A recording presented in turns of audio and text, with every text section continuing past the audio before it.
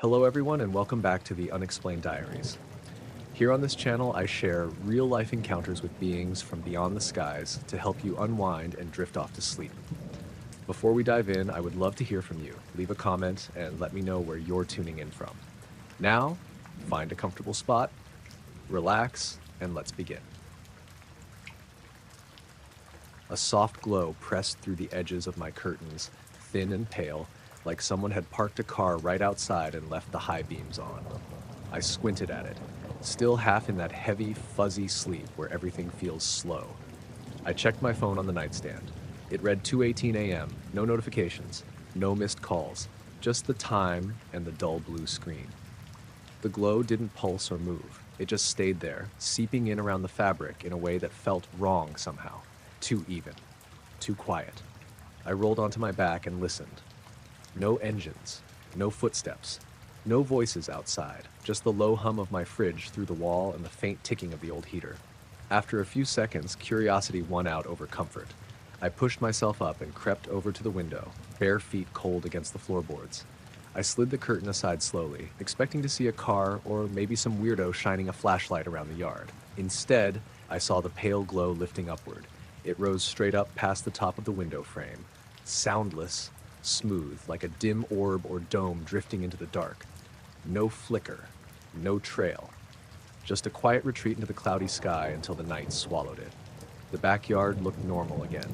My fence, the patch of overgrown grass, the crooked old bird bath. No source for the light anywhere. I stood there, curtain still in my hand, staring out like I'd missed something important by a second. My name's Adrian Velez. I lived alone in a rented duplex just outside Port Angeles, close enough to hear the distant waves when the wind shifted right. It had been drizzling earlier that evening, the kind of light coastal rain that left everything damp and smelling slightly metallic already, but this felt different. I cracked the window open a few inches and leaned out. Cold air rolled in, salty and wet. No fresh light, no noise. Just darkness and the soft murmur of far-off surf. I waited. Nothing else happened. Eventually, I shut the window and pulled the curtains closed. I stood there a while longer, listening for an engine start or footsteps on wet gravel, but the night stayed still. Back in bed, sleep didn't come easy. Every tiny sound made my eyes snap open. The old floor creaking in the hallway, the pipes shifting as the heater kicked on and off. I kept glancing back at the curtains, half expecting that glow to seep through again. It didn't. When I finally drifted off, it was shallow and restless. The next morning was gray and foggy, the kind of fog that smeared the outline of everything and made distance hard to judge. I convinced myself maybe I'd imagined the whole thing. Half dream, half reflection of passing headlights. That happens sometimes. But when I stepped out onto the back porch to take the trash out, I noticed the grass right beneath my bedroom window looked flattened in a neat circular patch. Not trampled, exactly, just gently bent, like something had pressed down evenly and then lifted away. I crouched, running my fingers over the damp blades. No footprints, no tire tracks, just that smooth, shallow depression in the grass. I shook it off and went about my day. By afternoon, I was back at my job on the docks, unloading shipments with my coworker Mateo trying not to think about it. But all day I caught myself glancing up at the low clouds, scanning for anything out of place. Nothing appeared. That evening, I mentioned it casually to my neighbor Denise while we both checked our mail. "You ever see weird lights around here at night?" I asked, trying to sound normal. She laughed softly. "Only the usual drunk tourists and their flashlights." "Why?" "Just thought I saw something last night. Probably a reflection." She shrugged and shuffled back inside, not concerned at all. The next few nights passed quietly, enough to lull me even more into thinking it had been a fluke. But then, 3 days later, it happened again. This time, I wasn't asleep. I'd been lying on the couch watching a rerun with the volume low when the living room slowly filled with that same pale light. It crept across the carpet and up the walls like fog made of glow. I muted the TV and sat up straight. The glow wasn't harsh. It wasn't warm either, just steady and dim enough to notice. I approached the sliding glass door that looked out to the backyard. Outside, floating just above the fence line, a rounded haze of light hung completely still. No shape I could clearly define, but not just mist either. It held its form in an unnatural way, like it had edges that my eyes refused to focus on. My throat tightened.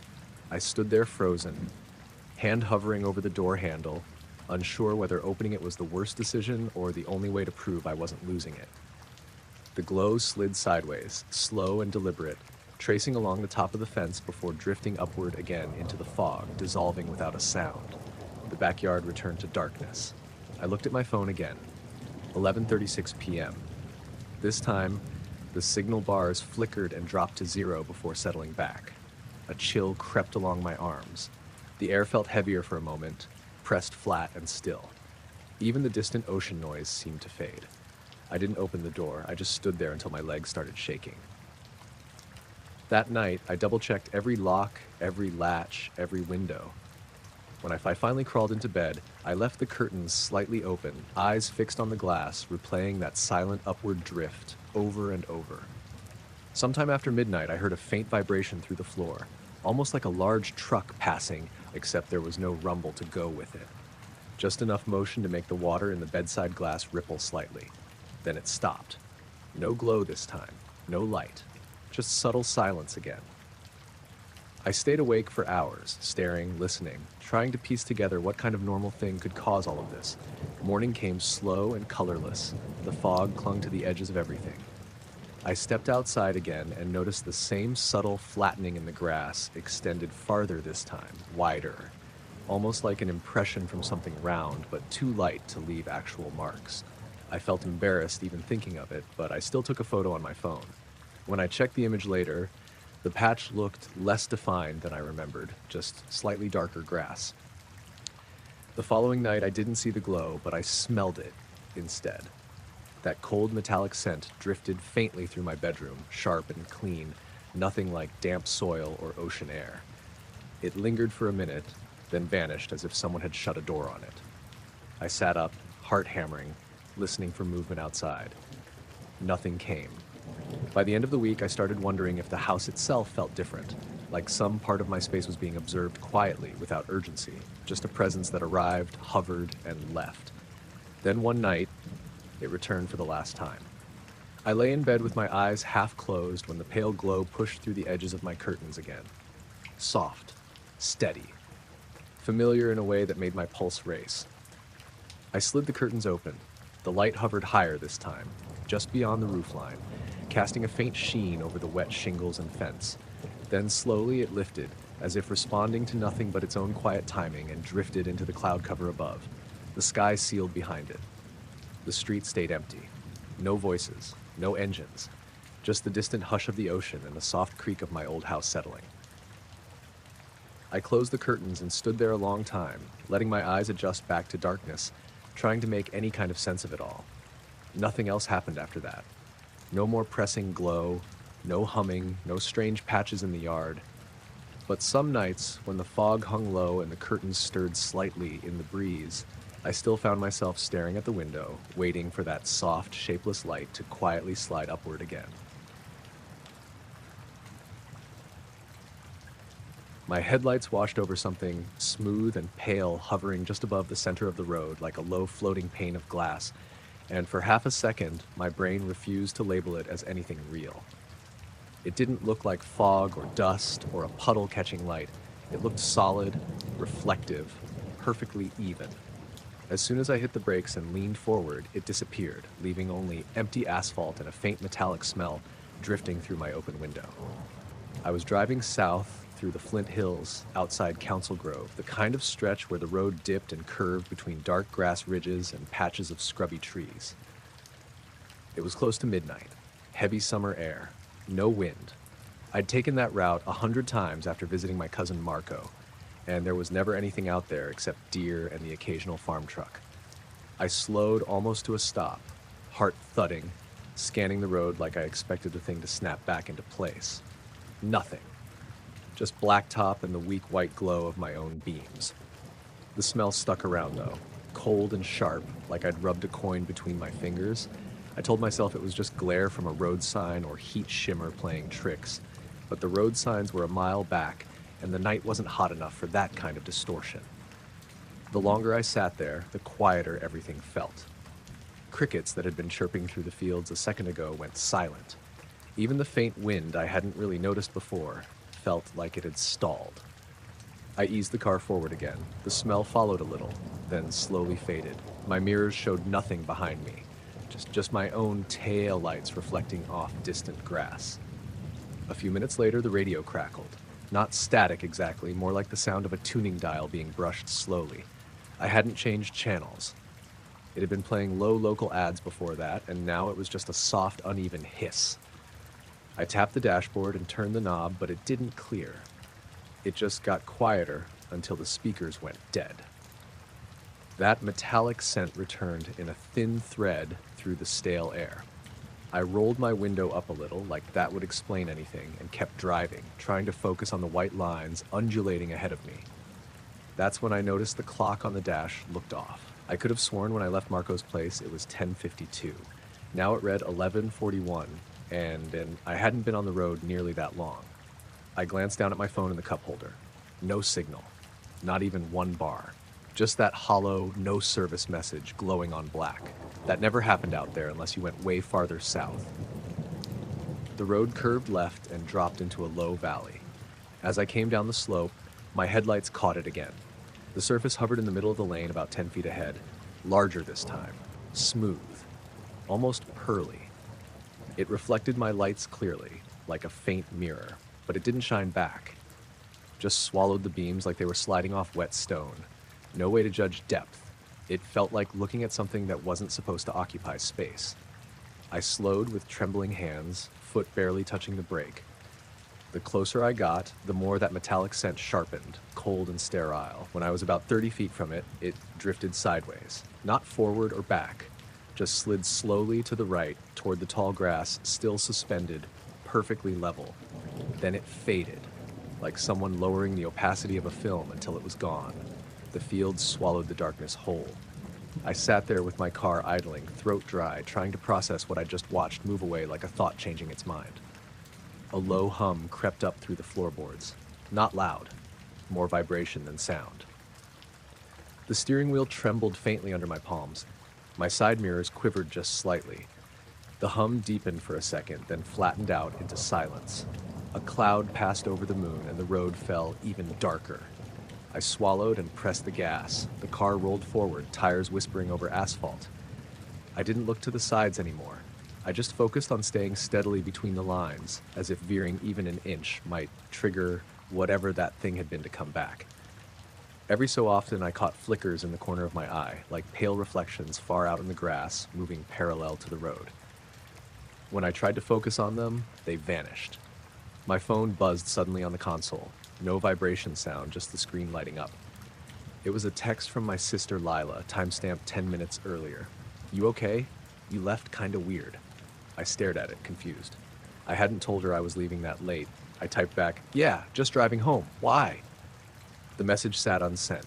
"Still trying," blinked beneath it. No signal. The smell of metal crept back again, faint but steady, like it had soaked into the fabric of the night. Another mile down the road, the reflectors along the edge all flashed brighter at once, lining the asphalt with a pale, unnatural glow. Ahead, the same smooth, reflective surface hovered again, lower this time, nearly grazing the top of the road itself.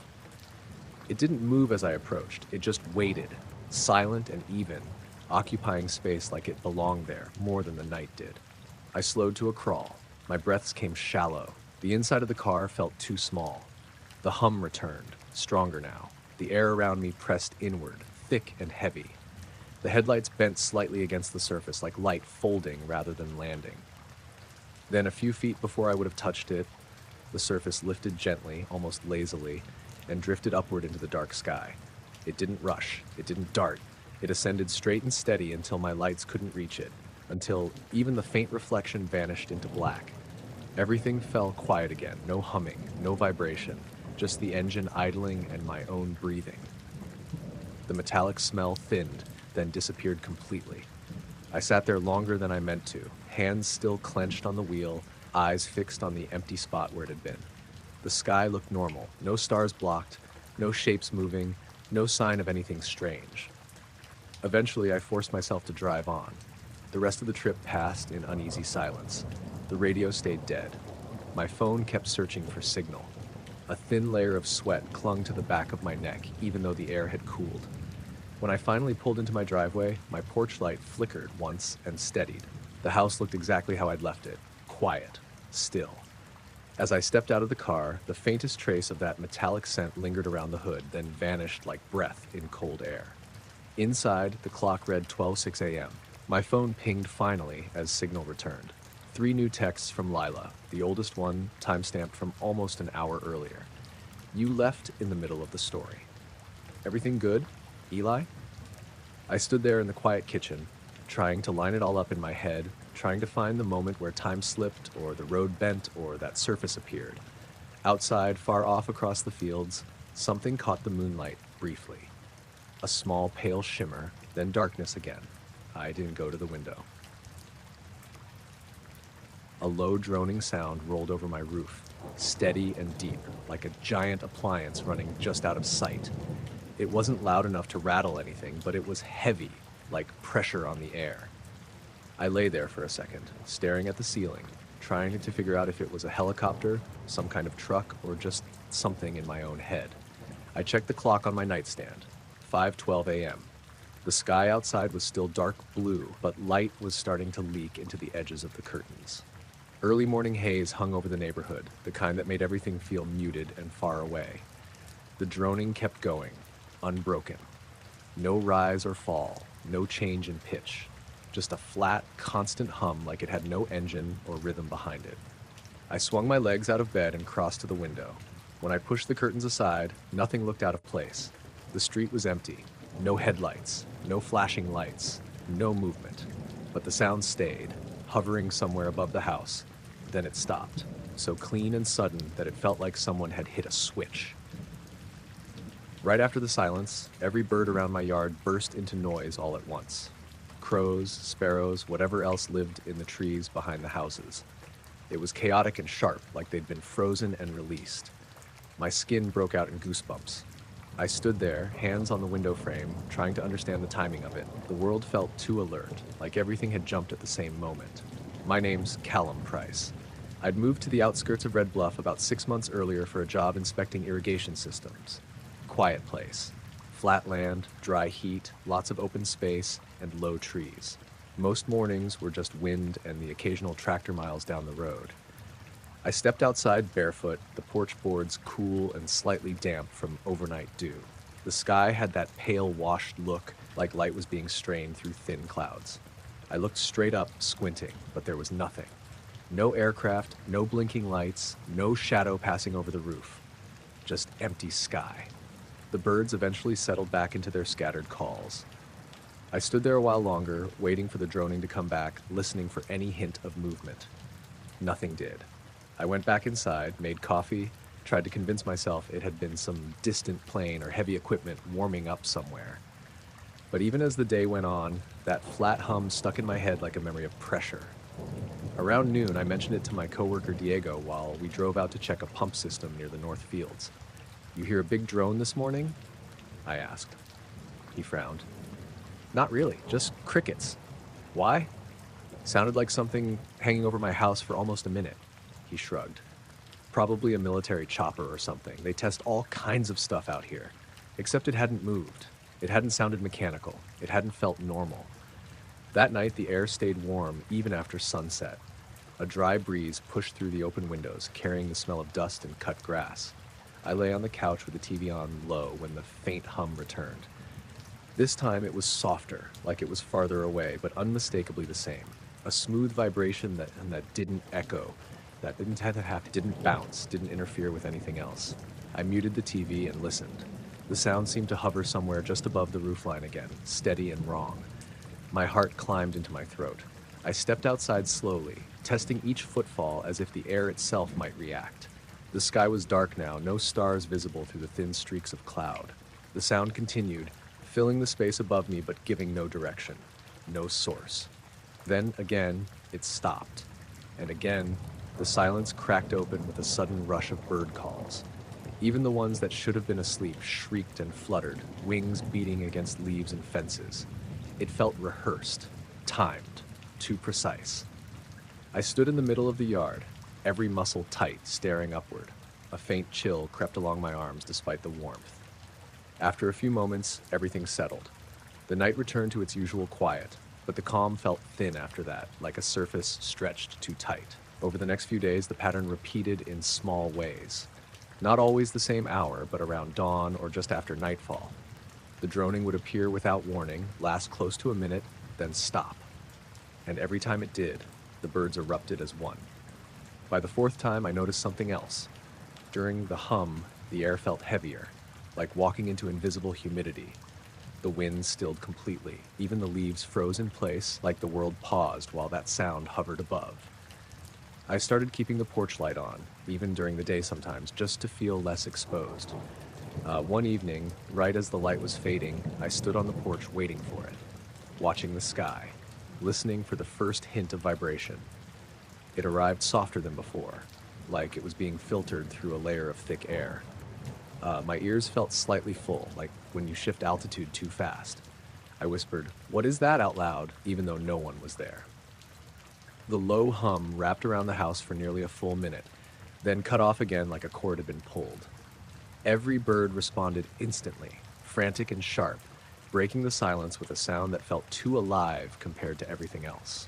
When I looked up this time, I thought I saw a faint distortion in the clouds, a subtle circular break where the sky looked darker than the rest. It wasn't a clear shape, more like the suggestion of something occupying space. Then it faded. I didn't sleep much that night. Every small sound felt magnified. Every shift in the house made my breath tighten. The following morning, I walked the yard out of habit, checking for anything unusual. Near the edge of the grass closest to the open field, the ground looked slightly pressed down in a smooth arc. No footprints, just flattened dry soil like something had hovered or settled briefly without touching hard. I crouched, touching it. The dirt was warmer than the surrounding ground. A slow unease settled into my chest. That night, right before midnight, the droning returned for the longest stretch yet. A full minute and a half, maybe more. My walls seemed to buzz faintly under it. The cups in my kitchen gave a tiny rattle against each other. I stepped outside again, pulse pounding. The sound felt centered over the house, like the roof sat directly under whatever caused it. I searched the sky, but the clouds offered nothing but darkness.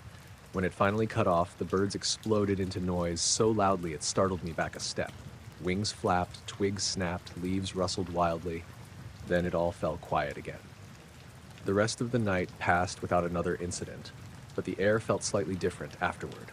Not colder, just watched. In the days that followed, the droning didn't return.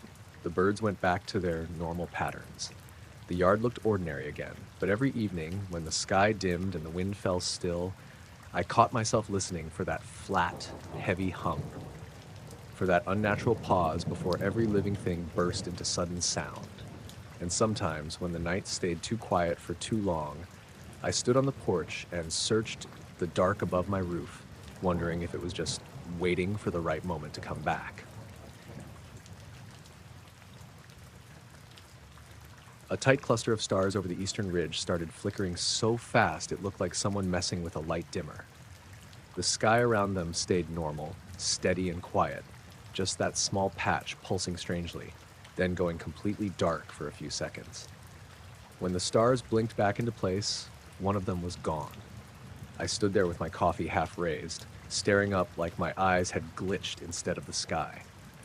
This happened on a cold, clear night in mid-October up on the old gravel pullout off Bear Creek Road. I'd driven up there because I couldn't sleep and the air in my cabin felt too still. The mountains south of Missoula got real quiet at night, especially once the early snow started dusting the higher peaks. My name's Rowan Decker. I rented a little one-room cabin about 20 minutes outside town while doing contract forestry survey work. Most evenings, I sat on the hood of my truck and watched the stars until I got tired enough to pass out. That night, the air was sharp and dry.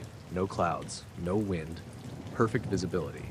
The kind where the whole sky looked close enough to touch. After the flicker stopped and that single star didn't return, I kept scanning the same spot, trying to convince myself I just miscounted or moved my head slightly. But I knew that cluster. I used it to spot Cassiopeia most nights. I pulled my phone out and opened the compass app, pointed it up, double-checked, Where I stood. Still the same patch.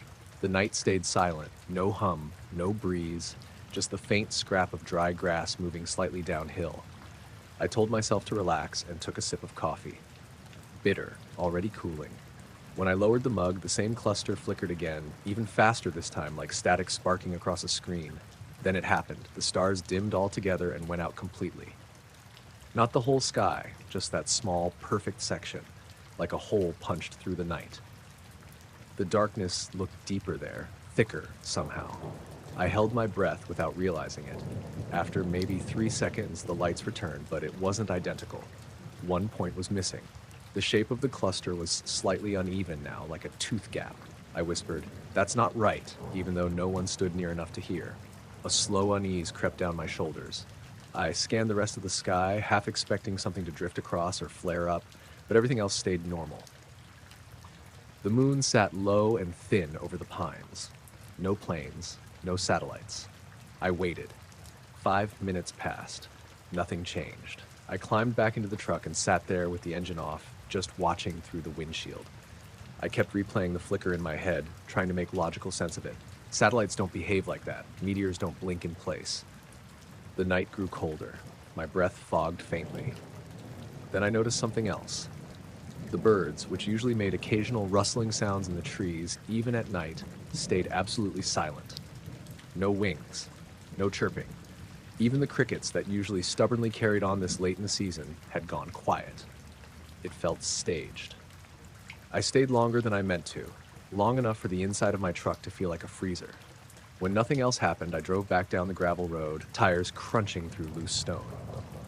As I pulled into my little dirt driveway, I glanced up again out of habit. The star was still missing. The next evening, the sky stayed overcast until around 9. When it finally cleared, I stepped back outside, hoping in some weird way that the missing point of light would be back in its place. It wasn't. The rest of the stars glittered like normal. That one gap stayed, faint but noticeable now that I knew where to look. I kept watching. Half an hour passed.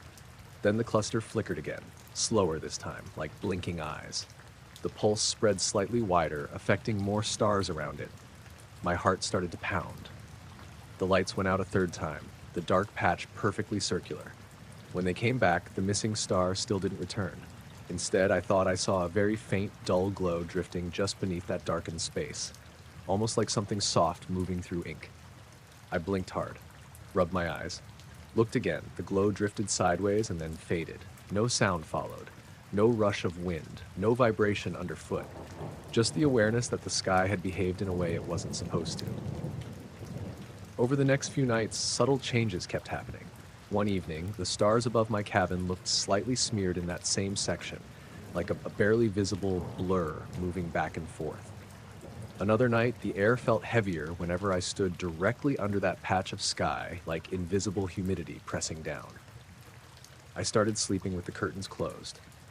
Not because I thought something would look in, just because the sky felt wrong. On the fourth night, I woke around 2:30 a.m. for no clear reason. The cabin was pitch black, dead quiet. I sat up and felt an odd pull to check outside, like a habit I hadn't chosen. I slid the door open and stepped out barefoot onto the wooden boards. The air bit straight into my skin. My breath showed instantly. The cluster of stars flickered again, more violently than before. The whole group pulsated like a heartbeat, then dropped out entirely, leaving that unnatural void. But this time, something moved through it. Not a shape I could clearly follow. More like the suggestion of movement, like watching a faint silhouette pass behind frosted glass. Slow and deliberate. I froze where I stood. The darkness lifted a second later, and the stars snapped back on, except now 2 were missing. The form was gone. The sky returned to normal, like it hadn't just shifted in front of me. I stepped back inside, closing the door without looking away from the window. My hands trembled. Not violently, just enough to feel off balance. Sleep didn't come easily after that. Morning found everything exactly as it should have been. Frost on the grass, distant highway traffic hum, coffee brewing like always. I tried to rationalize it. Atmospheric lensing, visual distortions, my own tired eyes. But deep down, it felt personal, like whatever was happening up there was noticing the ground below it. That night, I drove back to the pullout on Bear Creek Road just to confirm I wasn't imagining any of it. The truck headlights cut across the slope. Wind hissed faintly through dry weeds. The cluster was dimmer than usual now, as if the entire area had lost energy. The missing stars created a subtle asymmetry I couldn't ignore. I waited. After several minutes, the flicker returned, more erratic now. The stars cut out again, and in that perfect pocket of darkness, a faint horizontal line appeared. Pale and thin, like charcoal, dragged softly across invisible paper. It shifted slightly, then vanished. The stars returned. A low, uncomfortable awareness settled over my chest, like being watched from above, but not in a way eyes would work. I left soon after, not rushing, but definitely not hanging around either. Weeks passed, and the nights eventually returned to their regular rhythm. The cluster stayed altered. The missing stars never reappeared. No one else I asked seemed to notice anything strange. My coworker Lacey shrugged when I mentioned it. "Sky always looks different when you stare too long," she said. Maybe, but I stopped looking for that section as often. Still, sometimes when I couldn't sleep and stepped outside, I caught myself glancing up at that familiar spot. It never flickered again the way it had before, but the stars always felt a little farther away after that. The second the pump clicked on, it started making a low, even hum that didn't sound like the usual chugging whir. It was smoother, almost like it was coming from deep under the concrete instead of the nozzle. I glanced over and noticed the pump beside me was doing the same thing, and then the one on the far end too.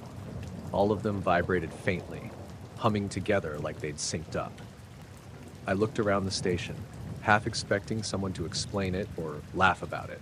The lot was almost empty. One dusty pickup by the air compressor and a sedan parked crooked near the door, but no one outside. The little convenience store glowed dull orange, the buzz of cheap fluorescent lights flickering behind the windows. This was a small place just off Route 48, out past Pecos Junction in southern New Mexico. Flat land, scrubby brush, nothing open for miles except this station and a diner about half a mile down.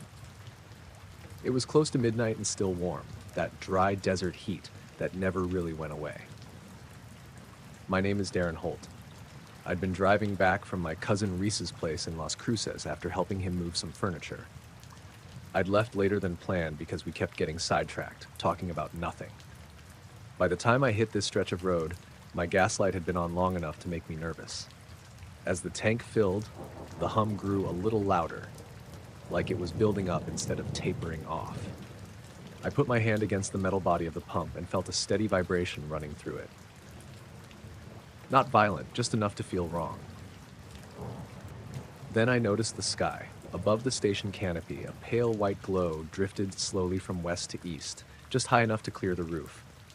It didn't pulse or flare. It just moved, steady and silent, like it was gliding. At first I thought it was a plane, but there was no blinking, no sound, no shape. Just light, soft, and round-edged, moving too slow to make sense. I stepped back from the pump, the nozzle still in my tank, and tilted my head to follow it. The glow passed directly overhead and softened further, like it was being swallowed by the night sky. The pumps kept humming, every single one of them. The light drifted another few yards and then faded out entirely, leaving the darkness exactly as it had been before.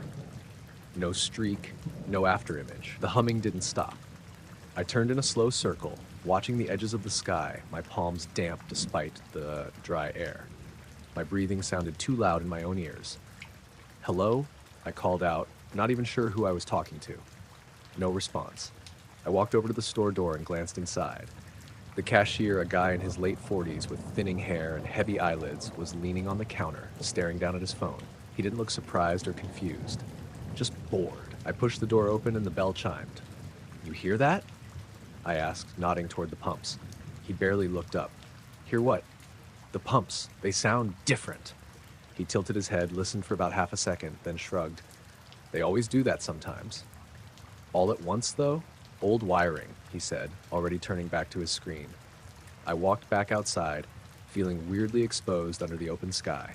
The pumps continued their steady hum, now almost like background noise, but it set my teeth on edge. A minute later, the humming dropped back into normal mechanical clunks as the pump reached full. The sudden silence felt just as strange as the sound had been. I hung up the nozzle and stood there a moment longer, staring at the empty sky where the light had passed. Nothing moved. I climbed into my car and sat with the door shut, hands resting on the steering wheel. The air inside smelled faintly metallic, sharper than the usual gas station stink. It reminded me of cold coins and old batteries. I tried to brush it off and started the engine. As I pulled out onto the highway, the memory of that pale glow stuck with me. It hadn't been dramatic or fast. It was calm, almost deliberate. I made it home just after 1 in the morning, parked in front of my small duplex on the edge of town. The porch light flickered when I stepped onto the concrete, dimming slightly, then returning to normal brightness. Inside, everything seemed the same. The fan hummed, the fridge kicked on. My dog, Milo, lifted his head from his bed and watched me with sleepy eyes. I fed him and tried to settle down, but the quiet felt heavier than usual. I found myself checking the windows more often, glancing at the dark between houses. Sometime past 3, I woke up without knowing why. The room felt warmer, like the air had thickened. I sat up and listened. Outside, faint mechanical humming drifted through the stillness. Not loud, just enough to notice. Steady and low, like the pumps had sounded. Milo stayed curled in his bed, but his ears twitched, his eyes now open and staring toward the front door. I walked slowly over and cracked it open. The street outside was empty, washed in pale overhead lights. And up above the neighboring rooftops, there it was again. A soft white glow, lingering this time, hovering just above the power lines. It wasn't drifting. It was almost still, like it had decided to wait there. I held my breath, barely moving. The glow shifted slightly, not rising or falling, just sliding a few inches sideways. Then it made a slow, smooth climb, lifting into the sky without a sound, fading as it rose until it became part of the darkness. The humming stopped. I stood there for what felt like forever afterward, staring into nothing, trying to convince myself I'd imagined the whole thing. But the air still smelled faintly metallic. Milo refused to come closer to the door. Over the next few days, little strange details kept happening. The porch light dimmed randomly. My phone battery drained faster than usual. Once, while washing dishes, I thought I saw a faint reflection slide across the window behind me. But when I turned, nothing was there. I didn't talk about it with anyone besides Reese, and even then I kept it light. Probably just weird lights from the highway, I told him. He laughed and said I needed better coffee. Maybe he was right. But every time I passed that same gas station after dark, the memory of those pumps humming together and that pale light drifting across the canopy crept back into my thoughts. And sometimes, late at night, when the town went perfectly still, I swore I could hear a faint hum in the distance. Not mechanical, not quite natural either. When it happened, I always checked the sky. I woke up because the room felt colder than it should have, even though the heat had been running all night. My first thought was that a window was cracked open, so I rolled over and looked toward the bedroom window. That's when I saw the condensation. It wasn't the usual fog you get when the weather shifts. It was thick and dragged downward in long streaks, like something had pressed along the glass and left trails behind. The lines were uneven, stretched almost from the top of the window to the bottom, wider in some places and thin in others, as if whatever caused them had leaned in close. I sat up slowly and stared at it, trying to process what I was seeing. The glass itself felt cold when I touched it, but the air inside the room was dry. Outside, the night was still dark and quiet, the streetlight across from my house casting a dull orange patch over my lawn. My name is Colin Mercer. I lived alone in a small rental on the outskirts of Cedar Falls, Iowa.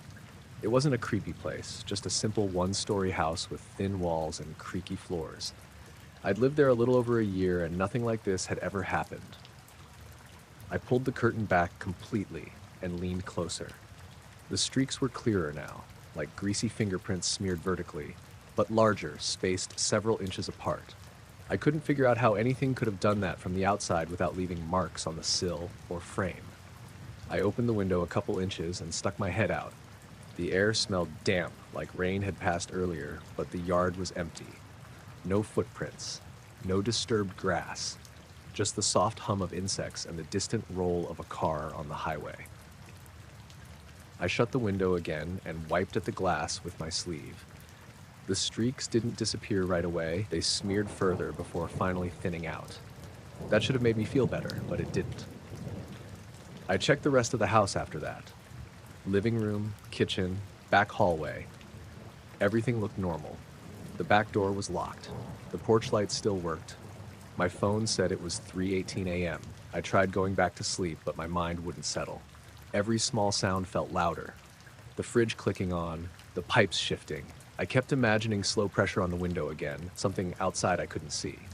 Eventually, close to 5, the sky lightened enough that I drifted off. When I woke up properly later that morning, the window looked normal. No streaks, no fog, just clear glass. I told myself it was just weird humidity. Maybe my breath had somehow caused it while I slept. But the shape of those lines didn't make sense for that. Later that afternoon, my neighbor Bryce stopped by while I was taking trash out. He lived 2 houses down, mid-30s, always friendly in a half-awake kind of way. "Everything good?" he asked, leaning on his own bin. "Yeah," I said, pausing. "Hey, did you notice anything weird outside last night? Like someone around the street or anything?" He shook his head. "Nah, slept like a rock. Why?" "Nothing," I said, forcing a casual smile. "Just thought I heard something." That night, I left my bedroom blinds slightly open, more out of nerves than curiosity. The sky was clear, moon faint, a few stars visible above the tree line. I kept the lamp off and lay there, watching. Around midnight, I noticed the air felt heavier again. Not colder this time, just off. Then faintly came a low vibration, more felt than heard. It reminded me of a truck idling far away. I sat up, listening. The vibration came in gentle waves, almost like pressure moving through the air. My chest tightened without me realizing. Slowly, the window began to fog from the outside in, this time spreading in a thin sheet. Then the streaks reappeared, long lines like before, forming from top to bottom. Only this time they pressed harder, deeper, as if there was weight behind them. I held my breath. There was no shape, no hand, just the impression of something pressed close enough to leave those marks. I forced myself to stand and step toward the window. My heart was pounding so hard I could hear it in my ears. I reached out and placed my palm against the glass, right beside one of the streaks. The glass was cold. The streak itself was warmer. My fingers lingered there, and the streak slowly faded as if whatever caused it had pulled back. The vibration outside lessened. Then everything went still. I opened the curtain wider and reached for the latch, stopping halfway. A part of me didn't want to know what I'd see. Still, I slid the window open just enough to peer out. Again, nothing. The yard looked the same. Shadows pooled along the fence line. The trees barely moved. But up beyond the house across the street, hovering low above their roof, there was a faint glow. Barely white like diluted moonlight, but steady. It didn't blink. It didn't move with the breeze. I stared at it, frozen. The glow seemed to drift slightly upward, then just dissolve. No trail, no fade. 1 second it was there, the next it wasn't. The window continued to fog lightly, though the streaks no longer formed. I closed the glass and backed away, feeling like the air inside the room no longer belonged to me. It felt borrowed, altered. I slept a little after that, though my dreams were scattered and heavy. Over the following week, smaller things kept happening. My phone would lose signal for a few seconds at odd hours. The radio in my car would click through static even when turned off. Once I found new streaks on the bathroom mirror that hadn't been there earlier in the evening. I didn't tell anyone. Saying it out loud felt too exposed. Every night I checked that window. Some nights it stayed clear, others it fogged slightly but without the streaks. And then one morning I woke to find the condensation back again, heavier than before, forming not just lines but faint curved impressions, like the edges of something larger pressing gently, quietly against the outside glass. When I touched the streak, it was warm. There were no sounds outside, no movement, just the distant hush of a normal day starting. I wiped the glass slowly, feeling my own reflection shift beneath my hand, and wondered how long it had been standing there before I opened my eyes. My watch buzzed once, and the screen went blank halfway through the jog, like it had just given up. I glanced down as I kept moving, expecting it to come back on, but it stayed frozen on 2.73 miles and a heart rate that didn't change at all. That wasn't normal. The thing never did that. I slowed to a walk but didn't remember deciding to slow down. In my head, I was still running, still counting breaths, still thinking about the podcast I'd put on. Only the sound was gone too. The earbuds were in, but silence filled them, like they'd turned off without telling me. I stopped completely and looked around. The trail ahead didn't look right. I'd run this loop at least 4 times a week for almost a year. It was the Pine Crest Trail just outside Bend, Oregon, looping behind an old campground and back toward a shallow creek. I knew every dip, every cracked root, every weird bend where the trees leaned too far in. But what I saw in front of me wasn't that. The dirt path stretched forward, narrower than I remembered, and curved slightly left into a pocket of thicker trees. The air felt damp and heavier than it should for early summer.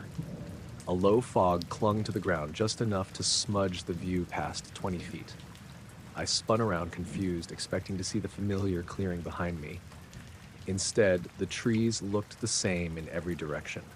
No obvious landmark, no sun breaking through, just pale gray morning light and silence. My name is Evan Holloway. I was 32 at the time, lived alone in a duplex on the north side of town. I worked remote doing CAD drafting for a small firm out of Boise. The trail was my thing, the only part of my day that stayed predictable. This didn't feel like that. I checked my watch again. It still read 2.73 miles. Time said 6:09 a.m. I'd started at 5:38. That meant I'd lost over half an hour without knowing it. I scrolled through the activity log. It flatlined around the same time. No steps, no heart changes, nothing recorded afterward. I stood there a second longer, trying to calm myself down. Memory felt slippery, like a dream fading fast. I couldn't remember passing the old wooden sign or the slight incline near the creek, which should have been coming up. I decided the safest move was to keep walking forward. Standing still felt worse. As I moved, the fog seemed to thin and thicken in waves, not naturally, more like patches breathing. The air had a faint metallic smell, like rain on hot pavement, except it hadn't rained. A soft clicking noise drifted through the trees, not regular enough to be a bird, not loud enough to place. It came and went like it was circling, though I couldn't see anything. I called out, half hoping another jogger would respond. No one did. Another few minutes passed and the trail started to slope downward slightly. My legs felt heavier, like they'd just finished a long push, even though I didn't remember pushing at all. Off to my left, beyond the tree line, was a glow. Very faint, almost like sunlight reflecting off something wet, but the light inside the trees didn't match it. This glow was steadier, muted, not warm. I stopped again, pulse rising, and stared. The glow slid sideways, not quickly, just smooth and slow, like a suspended reflection. No sound, no wind shift. It passed behind another set of trees and vanished. My earbuds suddenly popped alive, cutting back into the middle of the podcast like nothing had happened. So, anyway, that's why mulch doesn't decompose the same in cooler conditions. I tore them out and held them in my hand, staring at the silent path in front of me. A few minutes after that, the woods began looking more familiar. The crooked pine with a split trunk, the rock that always tripped me up if I wasn't careful, the bend that led out toward the creek.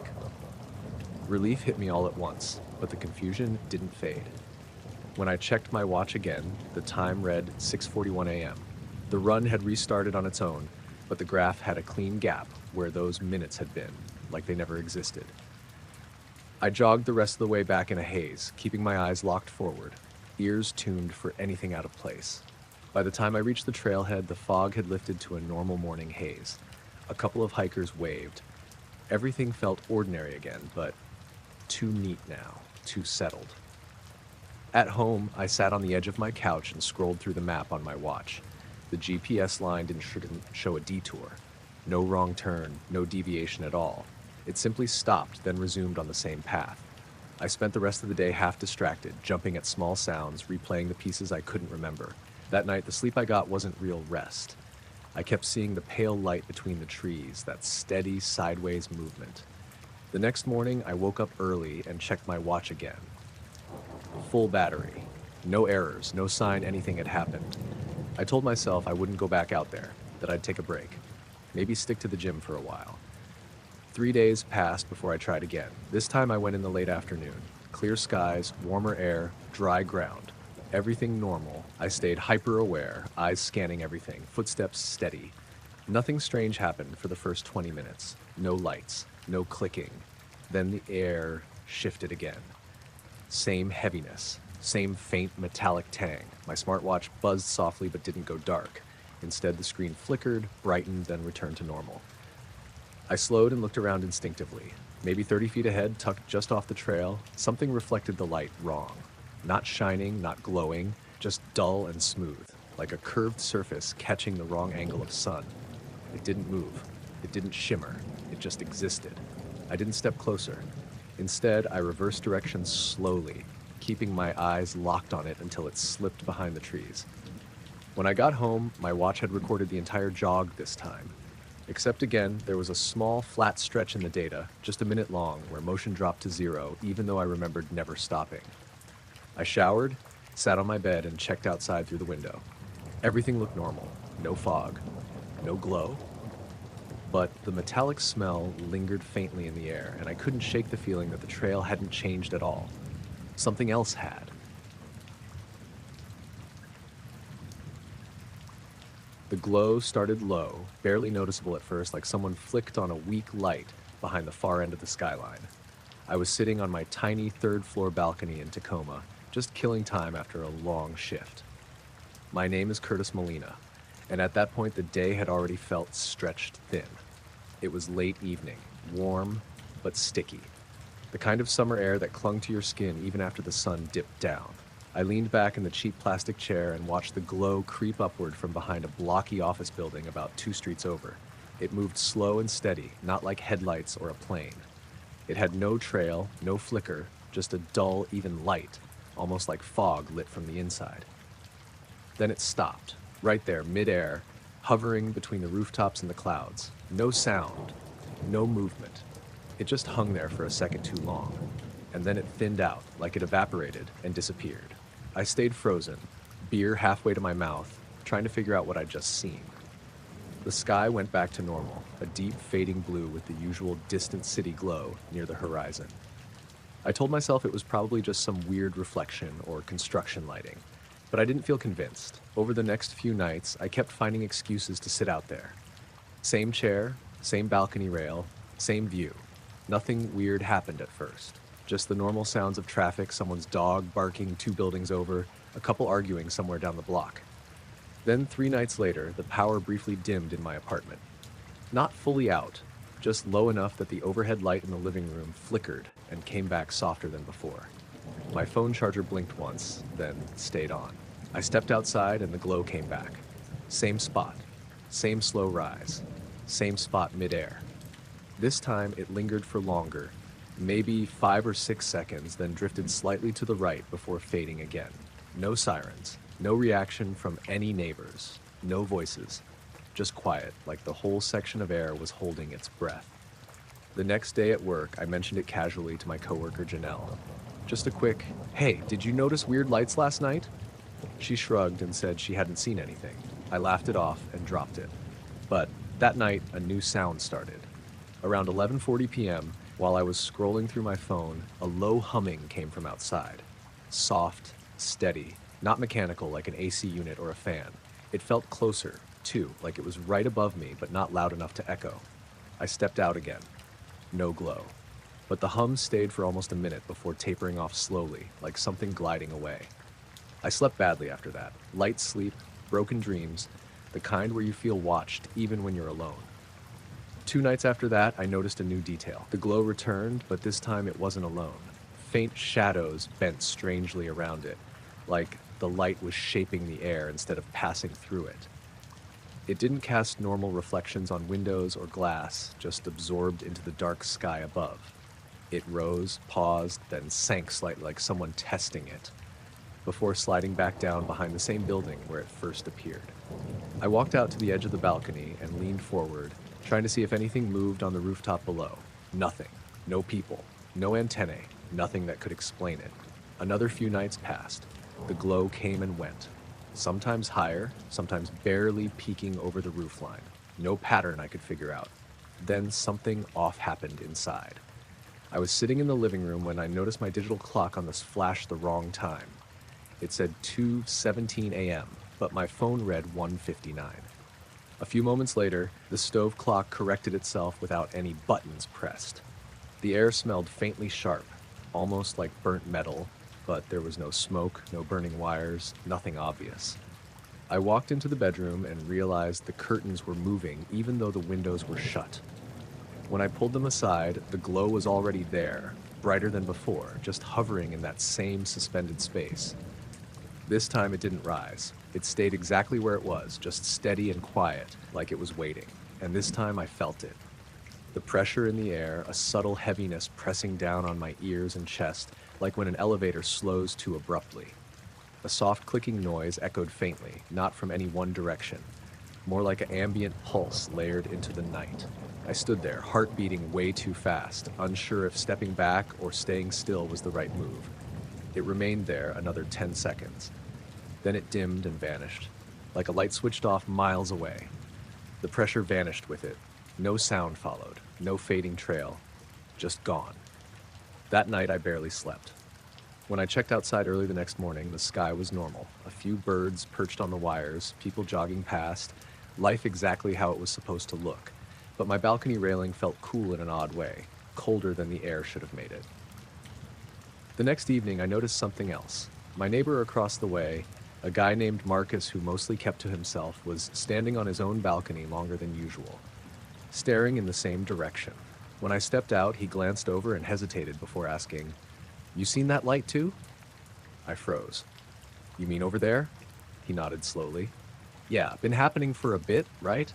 I didn't know whether I felt relieved or more unsettled. We both stood there in silence for a long time, waiting, watching the empty sky above the buildings while the night deepened.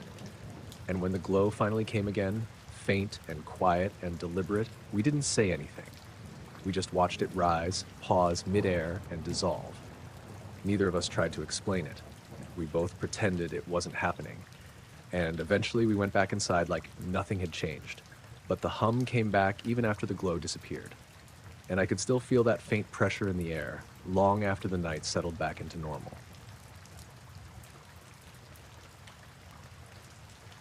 My car alarm started screaming at exactly 2:03 a.m., loud enough to jolt me straight out of sleep. I sat up in bed for a second, disoriented, trying to figure out if I'd imagined it. Then it blared again, shrill and panicked, echoing across the quiet street. My name is Daniel Ortiz, and I lived in a small rental on the edge of Santa Fe, one of those neighborhoods that looked peaceful during the day and felt hollow at night. I grabbed my phone, saw the time, and muttered something under my breath as I pulled on a hoodie and stepped toward the front window. I pushed the curtain aside and looked down at my sedan parked along the curb. The headlights were off, no one near it, no movement.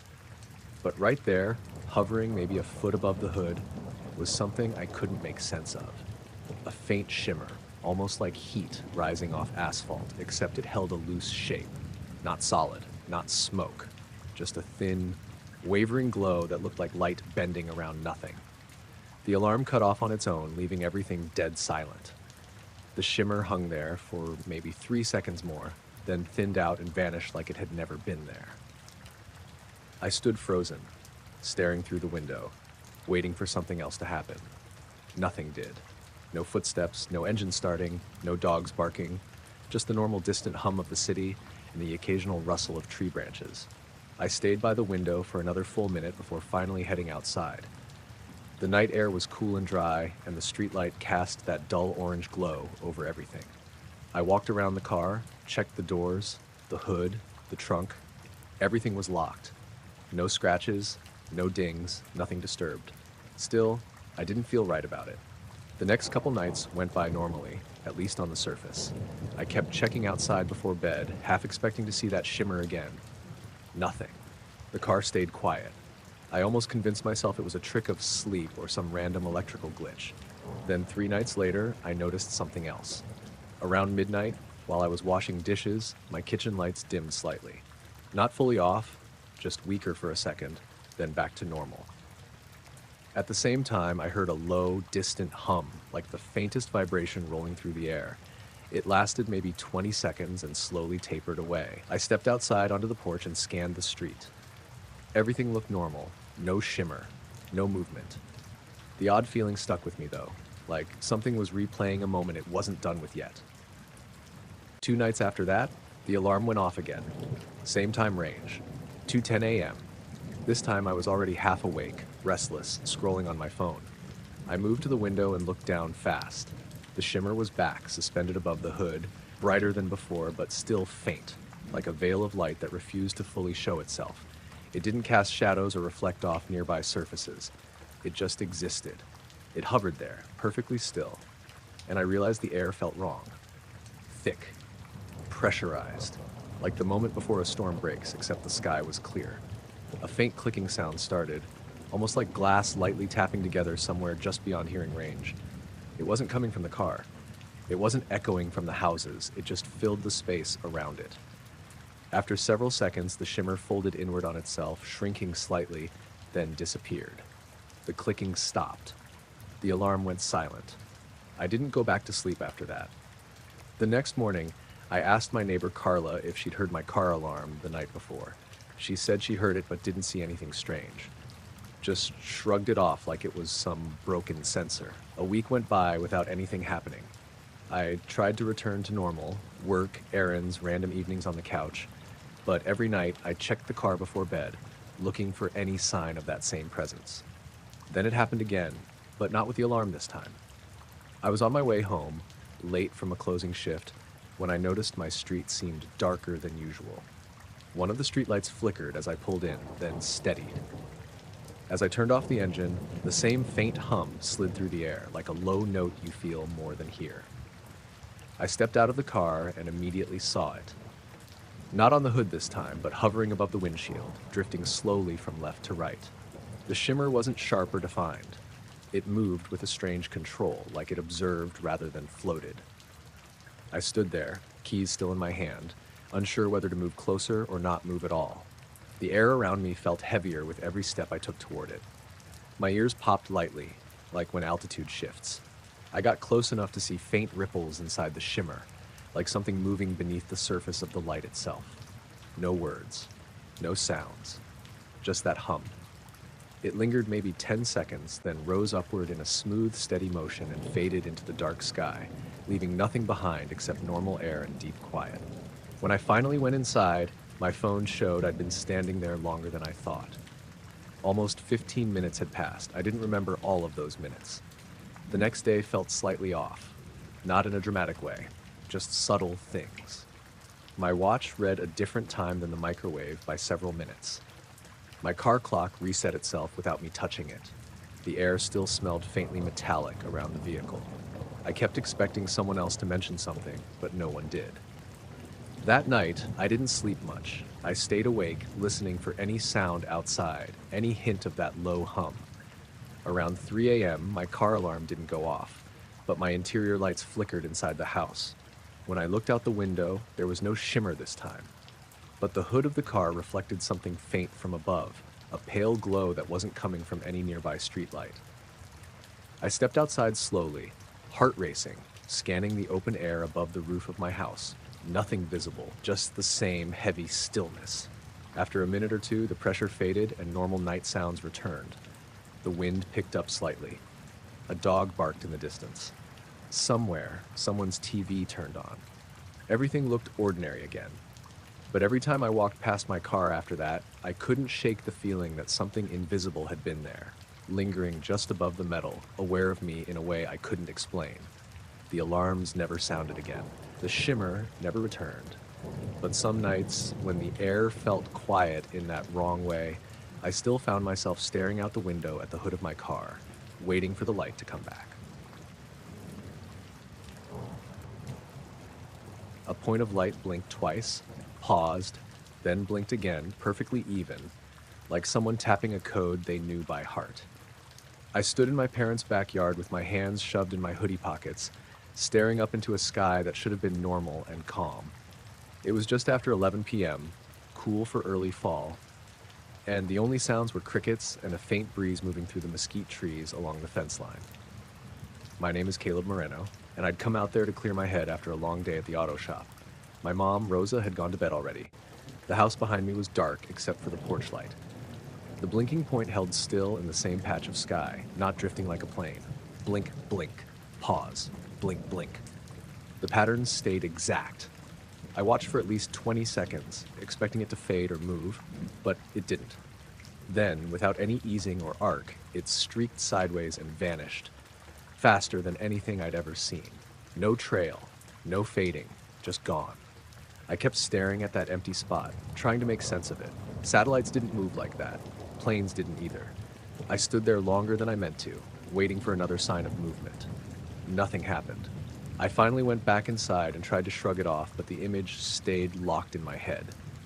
That blink pattern felt deliberate somehow, like it wasn't random.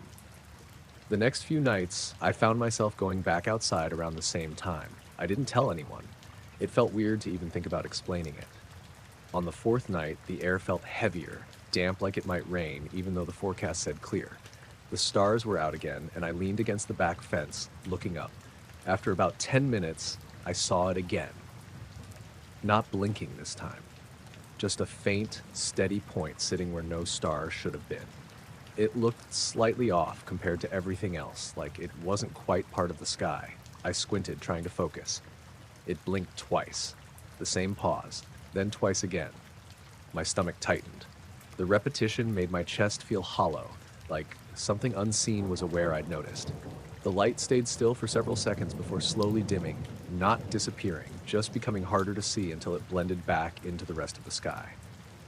I stayed out another half hour, but it never returned. Over the next week, small things started feeling off. My phone lost signal in the backyard more often. The dogs on the next street over barked randomly at night, and then stopped all at once like someone flipped a switch. One morning, I found my car mirrors folded in, even though I knew I didn't touch them. It all felt minor, but my nerves stayed tight, like waiting for something nameless to happen. Then the strangest night came a little over a week later. It had been hot that day, even for New Mexico, and the warmth clung to everything after sunset. I stepped outside around midnight with a cheap folding chair and sat back to cool off. The sky was cloudless, heavy and bright with stars. About 15 minutes in, the same blinking returned, but closer to the horizon this time. Blink, blink, pause. Blink, blink. I whispered, "What the hell?" without even realizing it. The light didn't streak away immediately. Instead, it moved slightly downward, just enough for me to notice, like it was descending slowly but still far away. A low hum started, so faint I thought I imagined it. It didn't come from any direction I could pinpoint. It just existed around me. The dogs nearby went silent. The crickets stopped. Only the hum remained. The blinking slowed, the pauses stretching longer, until the light burned steady and began drifting lower, still distant, but clearly no longer part of whatever star pattern it first blended into. My skin prickled. I wanted to move, but my feet felt strangely rooted to the ground. The light lowered behind the line of trees beyond the empty lot next door. The hum softened and faded with it. Everything returned to normal sound after a few seconds, but my heart stayed racing. The next morning, my neighbor Hector mentioned seeing something weird in the sky around midnight. He laughed it off, said maybe it was a drone or some rich kid playing around. I nodded and pretended that explanation made sense. But deep down, I knew what I saw didn't behave like any drone. The following night, I didn't plan on going outside. I stayed watching TV, trying to block it out, but around 12:30, the power flickered for half a second. Not fully off, just a soft blink, like the lights had briefly lost focus. That same hum crept through the air again, barely audible. I walked to the window, pushed the curtain aside, and looked into the backyard. A muted glow hovered just above the fence line near the mesquite trees. It wasn't blinding or sharp, more like a dim orb, soft-edged, pulsing gently. It didn't cast harsh shadows. It just hovered, steady and calm, like it had been there for a long time. I opened the back door slowly and stepped onto the patio. The air felt thick, warm, and oddly still, like the world was holding its breath. The glow pulsed once, then twice. The same pattern. I swallowed hard, but stayed where I was. It floated slightly upward, drifting with smooth control, then paused again, hanging above the yard like it was observing something it didn't fully recognize. My watch buzzed suddenly on my wrist. The screen lit up with the time, but the seconds seemed off, skipping forward unevenly. I blinked, confused, and when I looked back up, the glow had risen higher lighter now, almost blending into the dark sky. Then it lifted straight up and vanished, without rushing, without fanfare. The hum stopped immediately after. I checked my phone and realized over 20 minutes had passed, though it felt like only 5. I didn't remember standing there that long. Inside, everything looked normal. My mom slept peacefully. The TV displayed the same paused screen as before, but when I checked the stove clock, it read 12 minutes earlier than my phone. The following days passed with an uneasy calm. I stopped going outside at night, but still found myself scanning the sky whenever I could. A few nights later, while locking the car after work, I noticed that same light again, faint but familiar, positioned higher than before, blinking in that same measured rhythm. This time, instead of fear, it felt more like recognition. It stayed for a minute longer than usual, as if confirming something, then streaked away once more, silent and impossibly fast. I stood alone in the parking lot long after it disappeared, listening to the wind rustle through dry weeds and trying to steady my breathing. When I finally drove home, the sky returned to normal, scattered with ordinary stars that didn't blink in patterns or move against logic. But sometimes, when I looked up late at night, I still found myself searching the same area of sky, half expecting to see that steady, waiting pulse again. My neighbor Diane stopped me as I was pulling the trash bins back toward the garage and asked why I'd been standing in my driveway the night before, just looking up at the sky. She said I'd been there around 1:30 a.m., still as a statue, hands at my sides, staring straight overhead. I told her I hadn't even been home. I'd been over at my sister Marisol's place across town helping her fix a leaky kitchen sink and crashed on her couch afterward. Diane laughed a little, but her eyes didn't. She said, "Well, someone who looked exactly like you was out there." I almost said something. She walked off before I had anything else to say. I stood there for a minute, feeling slightly ridiculous, but also uneasy in a way that didn't have a name. The driveway was just normal, cracked concrete. My old Subaru parked where I left it. Nothing out of place. I double-checked my phone just to reassure myself. My call log showed I'd been on the phone with my sister around that time. My GPS history confirmed I'd been across town. There wasn't any gap or weird spike that suggested otherwise. I tried to brush it off. A couple nights later, I woke up around 2 a.m. for no real reason. The room was quiet except for the hum of the old ceiling fan. My bed felt warmer than usual, and the air was heavy. I rolled over to check the time and noticed a faint light moving across the wall near my closet. It wasn't bright, more like the glow from a passing car, except there hadn't been any engine noise and it wasn't coming from the street-facing side of the house. The glow slid slowly toward the window before thinning out and disappearing. I lay there, listening. The neighborhood was completely still. The next morning, the grass near the end of my driveway looked slightly flattened in a long arc, like someone had stood there shifting their weight for a while, not clear footprints, just pressed down. I convinced myself it was dew and coincidence. That evening, my phone buzzed with a text from an unknown number. No name, just a photo. It showed my driveway taken from the sidewalk. And in the photo I was standing there, head tilted back, staring up. Even the hoodie I wore looked right. The timestamp said 1:42 a.m. I stared at it for a long time. I hadn't posed for that. I hadn't even been there. I walked outside and looked up, just out of instinct. The sky was overcast and dull, low clouds hanging like a lid over everything. A faint yellowish glow lingered higher up, too diffused to identify as a streetlight reflection. I went back inside and tried calling the number. It rang once and disconnected. The next few nights felt tense in a slow, quiet way. Nothing dramatic. Just a low sense of being watched, even when I was alone. I kept the porch light on. I checked the driveway before bed. On the 4th night after Diane's comment, I unlocked the front door around midnight after another long day at work. The house felt wrong, not unsafe, just as if the air had been stretched thinner than usual. I set my keys down and noticed a trail of dirt on the entry rug leading toward the hallway, dry like it had been brought in from outside. I hadn't stepped through any. I followed the faint marks until they faded near the kitchen. That night, I dreamed I was standing outside again, in the driveway, looking straight up. But the sky wasn't my normal sky. It was too still. No clouds, no stars. Just a smooth, dark surface with a dim, circular patch above me that pulsed slightly, like breathing. I woke up with my heart racing. The clock said 2:11 a.m. My phone was face down on the nightstand, but the screen was on, glowing faintly. When I locked it, I saw the pedometer app had logged a few hundred steps between 120 and 155. I hadn't left the bed. The next day, I ran into Diane again. She hesitated before speaking, like she didn't want to sound foolish. She said she'd seen me again the night before. Same spot, same posture. Looking straight up, I asked her if she noticed anything else. She thought for a second, then said, "There was this sound, like a low buzzing. I figured it was a drone or something, but I couldn't see it."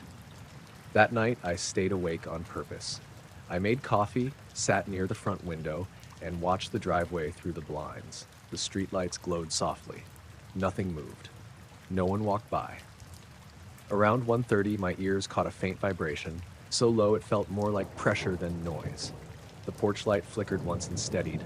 Then the front door handle shifted slightly, not turning. Just a gentle rattle like someone brushing past it. I froze in place. The vibration continued for another couple seconds before fading away. I opened the door slowly. Outside, my driveway was empty. The air smelled faintly metallic, sharp and dry.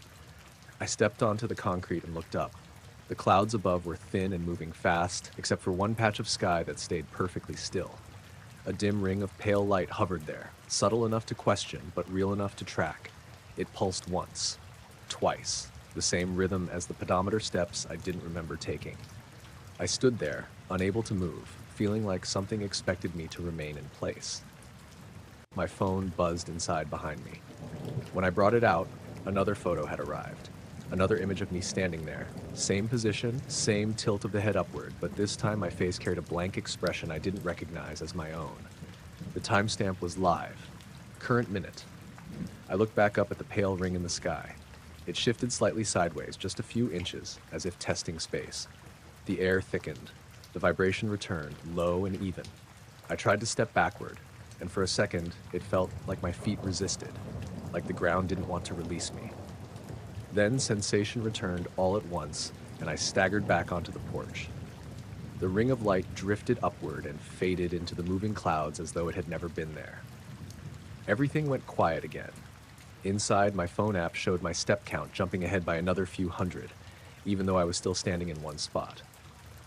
I locked the door and sat on the couch until morning, wide awake and shaking. Since then, I kept noticing small things. Footprints in the driveway that didn't match any shoes I owned. Occasional photos appearing in my gallery that I never took. Slight pressure headaches on nights when the sky felt too still. Diane stopped mentioning seeing me outside. But once, as she walked past, she said softly, "You don't look up as much anymore." I didn't answer. Sometimes when I drifted towards sleep, I swore I felt that same faint pull again, like I was expected somewhere just beyond the front door, staring at something silently waiting above the roofline. I saw the second set of headlights just as the fog thickened, bright and close enough that I could have sworn another car was riding right alongside my driver's side. But when I glanced over, there was nothing. No shape, no tires on the wet asphalt, just empty fog sliding past the window. I slowed down instinctively, squinting through the white haze that swallowed the edges of the road. The real headlights behind me stayed far back and low, maybe someone coming down the hill slower than me, but the second pair hovered near my door, matching my speed like they were attached. The weird part was they didn't reflect off anything. No guardrail shine, no glint on the wet road, just two pale beams floating in the mist. I drove another half-mile like that, heart tapping slow and uneven, until the fog thinned and the road opened up. As soon as I could see again, the extra lights just faded out like someone turning a dimmer switch. The actual car behind me was nowhere in sight. I told myself it was just fog tricks and stress. I'd had a long shift at the Marina restaurant, and the drive home through the hills always messed with my depth perception. Still, I couldn't shake how steady those lights had been. The next morning, I checked my car for damage, half expecting to see a scrape down the left side. There was nothing. No marks, no signs anyone had been close. I forgot about it until 2 nights later. Same road, Same patch of heavy fog near the bend that overlooked the little creek ravine. This time, I drove slower before I even reached it. The second set of headlights appeared earlier, right beside me, perfectly parallel. Again, no car, just glowing bulbs that didn't flicker or bounce like real ones should. I tapped my brakes. The lights slowed too. I accelerated slightly, they matched that as well. I rolled my window down even though the air was cold and wet, expecting maybe to hear an engine or tires on gravel. All I heard was the hush of fog and my own car humming.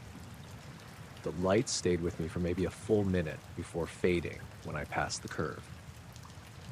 When I reached my apartment in Ridgeway, I sat there for a while with the engine off, listening to it tick as it cooled. I kept glancing at the side mirror like those lights might follow me into the parking lot. Over the next week, other little things started feeling off. My headlights seemed dimmer sometimes, even though the bulbs were new. My dash clock reset twice, both times stuck at 22:17 before correcting itself. And once, when I came out for work early in the morning, the hood of my car felt warm, even though it had been parked overnight. On Friday night, my coworker Jonah offered to follow me partway home since we both ended around midnight. He complained about the fog being extra thick and joked about ghost roads. We joked until we reached that same stretch. That's when he called me. "Hey," he said, voice slightly shaky. "Is someone driving next to you?" "What?" I asked, gripping the wheel tighter. "On your left. There are headlights but no car." My breath caught. "You see them too?" "Yeah, they're just hovering there." I forced myself to look again. The lights were right there, same as before. A calm, neutral brightness that didn't behave like normal beams. "Don't slow down," Jonah said. "They're pacing you perfectly." We both drove in silence until the fog thinned and the lights dissolved. When we pulled over at the split where he turned toward his place, he got out and walked to my window.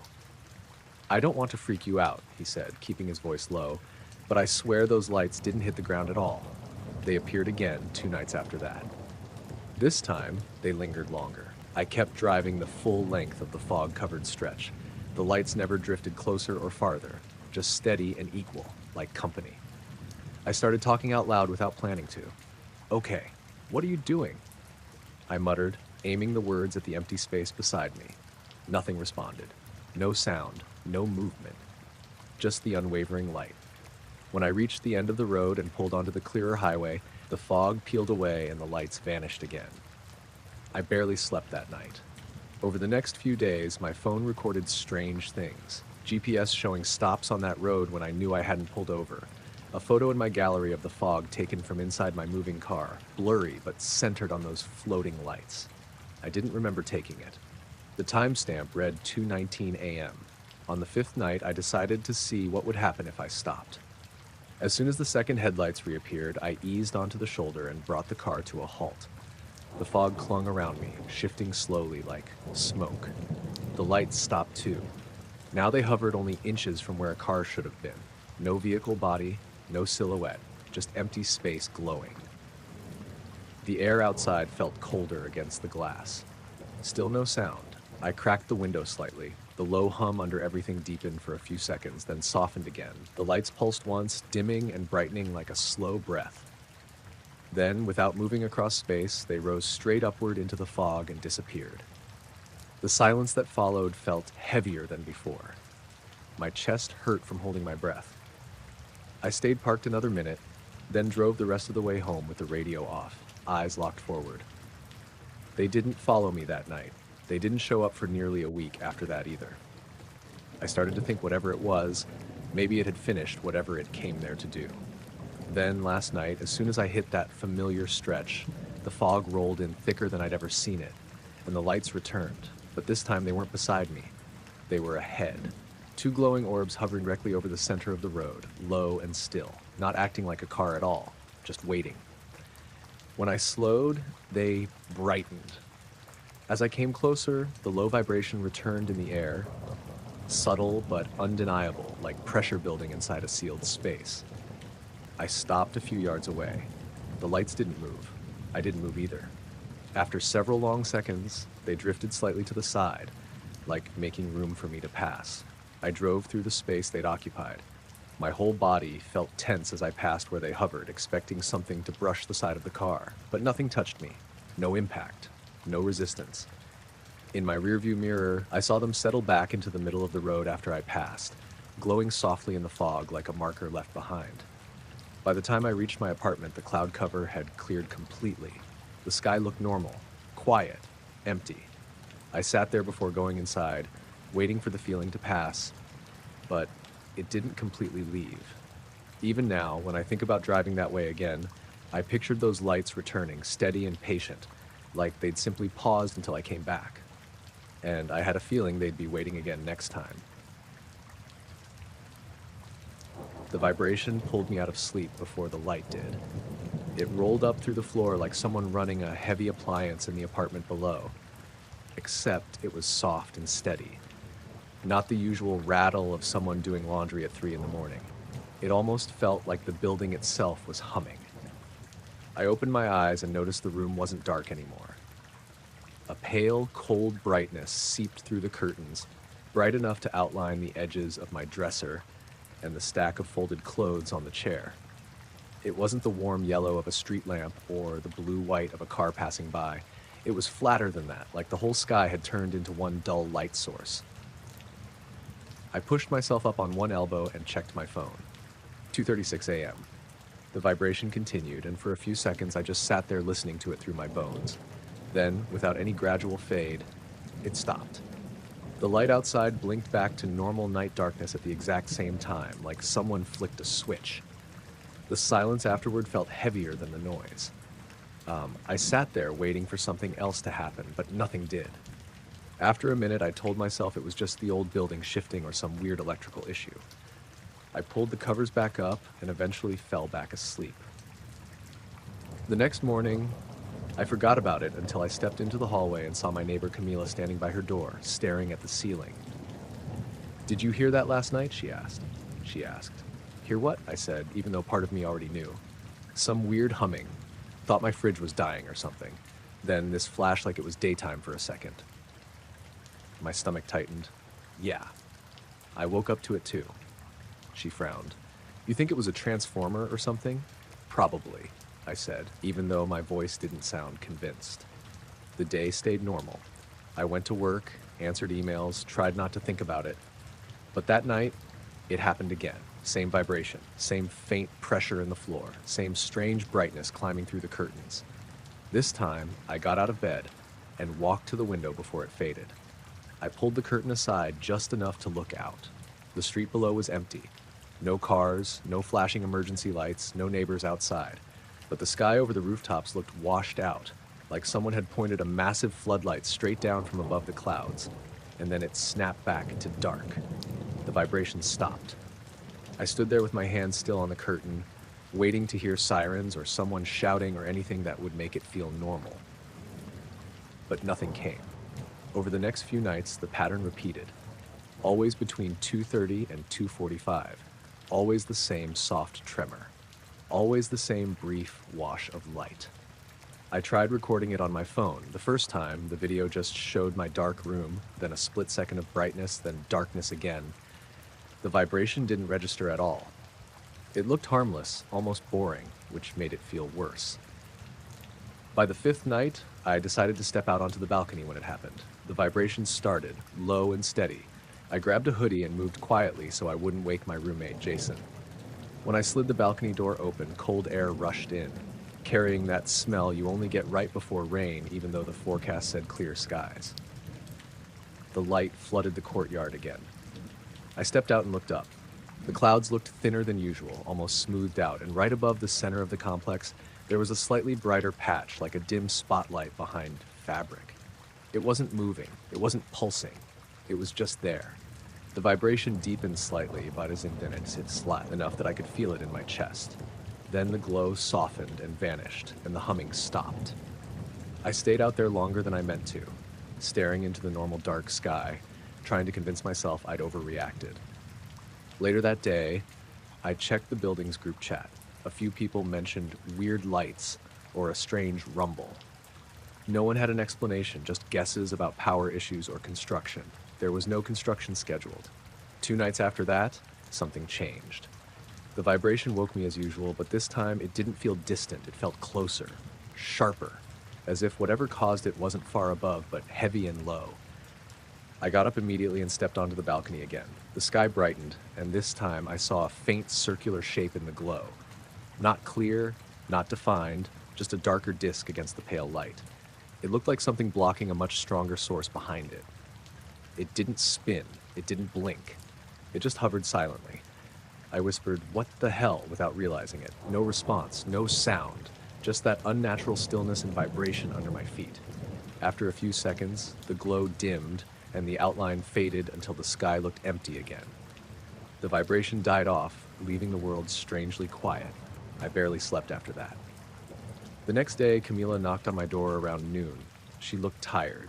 "Okay," she said, "are we all just pretending we don't see whatever that is?" "You saw it too?" I asked. "Not details, just that weird bright spot in the sky, same time every night. It's not normal." I nodded slowly. "I saw a shape last night, like something blocking the light." Her eyes widened slightly, but she didn't argue. From that night on, the timing shifted. It started happening a little later, closer to 3. The vibration grew more defined, almost rhythmic, like a slow mechanical pulse. I started waking up just before it happened, like my body learned when to expect it. One night, standing on the balcony again, I noticed another detail. The light wasn't just coming from above. It reflected faintly off car roofs in the parking lot and the metal railing around the stairs, times when the source seemed angled, not straight down, like it was moving slightly, repositioning. But I never saw it travel, just appear, hover, disappear. A week into it, I stopped going outside. The feeling of being watched had crept in quietly. Not dramatic, just the sense that whatever caused the light and vibration knew when I noticed it. One night, I stayed in bed and let the vibration roll through the floor while I stared at the ceiling. The room brightened again, ghostly silver, and for a second, I thought I saw faint lines of shadow stretch across the ceiling, like light filtering through something solid above the building. Then it faded. The next morning, Jason mentioned something while making coffee. "Hey, have you been going out on the balcony late?" he asked. "No." "Why?" "I woke up once and thought I heard the door slide open. Figured it was you." I shrugged. Must have been the wind. But I knew I hadn't left the room that night. A few evenings later, I checked my phone and saw a step counter spike in the middle of the night. It showed movement between 2:40 and 2:58, but I didn't remember getting out of bed. The vibration still happened. The glow still came. And once, when I forced myself to look out again, I saw the faint circular silhouette than before, just above the neighboring building's rooftop, blocking the sky like a lid. It stayed longer that time, almost a full minute.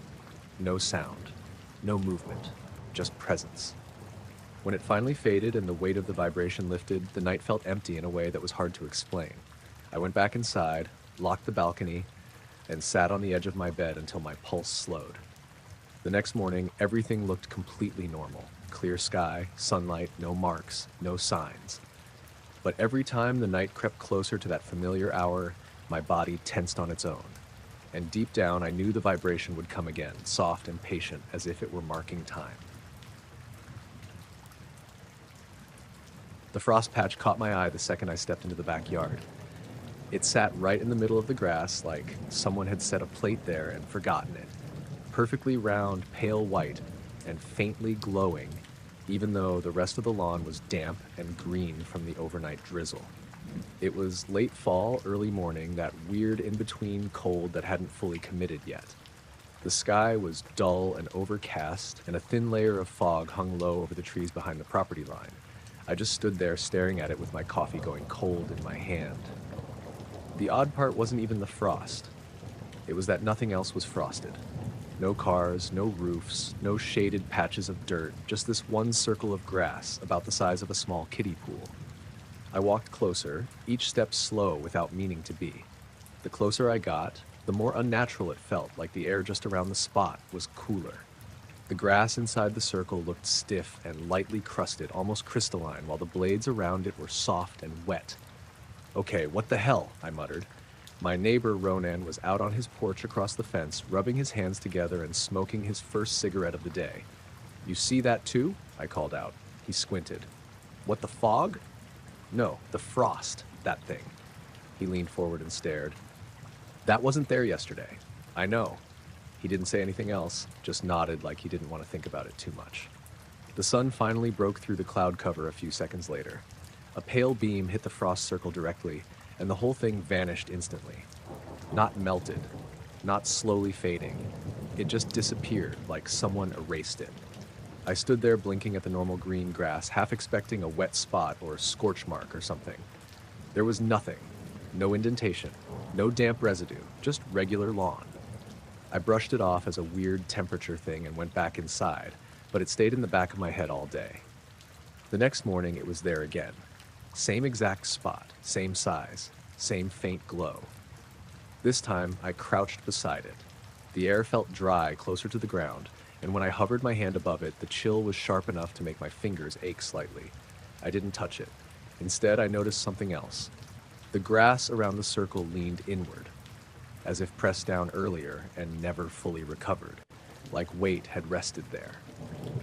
That night, I couldn't sleep. I kept thinking about it, replaying the way it vanished the second the sunlight hit it. Around 2:30 a.m., I ended up standing at the kitchen window, staring into the backyard through the darkness. A soft glow rested on the same spot.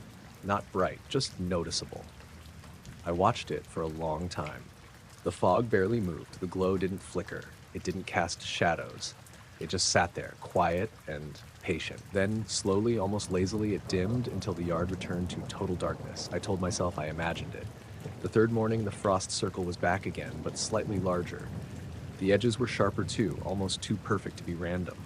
I took a photo with my phone, but when I looked at it, the glow barely showed, just a pale, washed-out patch. I sent it to my sister, Talia. She replied, "Looks like fungus or ice or something. Stop staring at your lawn." I laughed it off, but kept watching it. Over the next few days, more strange things started happening. The dog refused to go anywhere near the patch. He'd stop a few feet away and sit, ears flat, eyes locked on the spot like he expected it to move. Once, while I stood near it, I felt a low vibration under my shoes. Not strong enough to shake anything, just a faint internal hum that felt more than heard. The frost kept appearing only overnight, and always vanished the moment the sun touched it. On the fifth night, curiosity finally took over. I grabbed a jacket and stepped barefoot into the damp grass just after midnight. The frost circle glowed softly, lightly illuminating the blades around it. I paced around it slowly. From certain angles, it almost looked slightly raised, like the ground beneath was subtly domed. But there was nothing to physically see. I lowered my hand toward it again and stopped just before touching it. A sound reached my ears, so faint I could have sworn it was my blood rushing. A quiet, steady hum. Deep, controlled. Almost mechanical, but not harsh. I pulled my hand back and waited.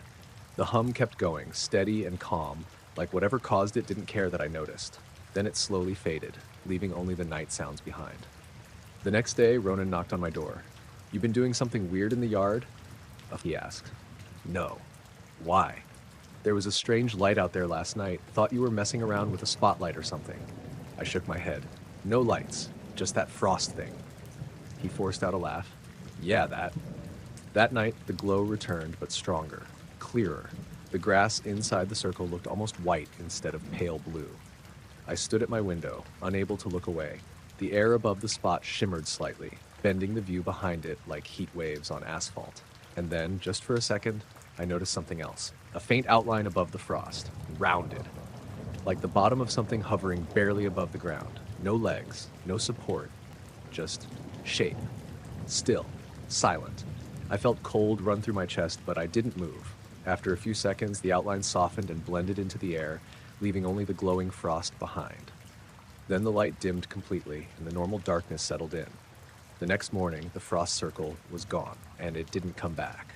The grass returned to normal. The dog walked freely again. The air felt ordinary, almost too ordinary. But sometimes, if I stood in that exact spot late at night, I swore the ground still felt slightly cooler, slightly heavier, like it remembered.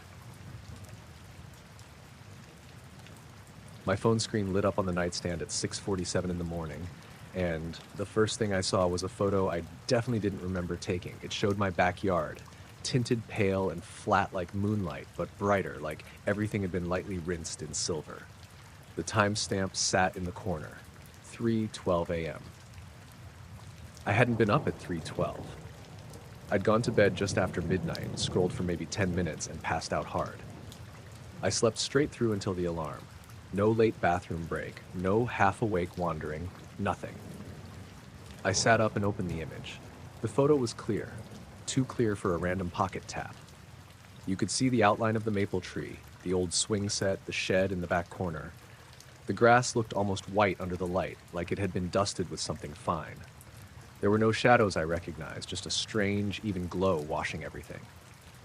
I checked my camera app history. That single image was there, saved normally, like I'd taken it on purpose.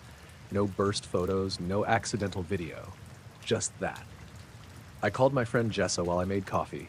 "You ever wake up to a random picture on your phone?" I asked. "No? What kind of picture?" "Backyard, at 3 in the morning." She paused. "You sleepwalk or something?" "Not that I know of." "Well, maybe you couldn't sleep."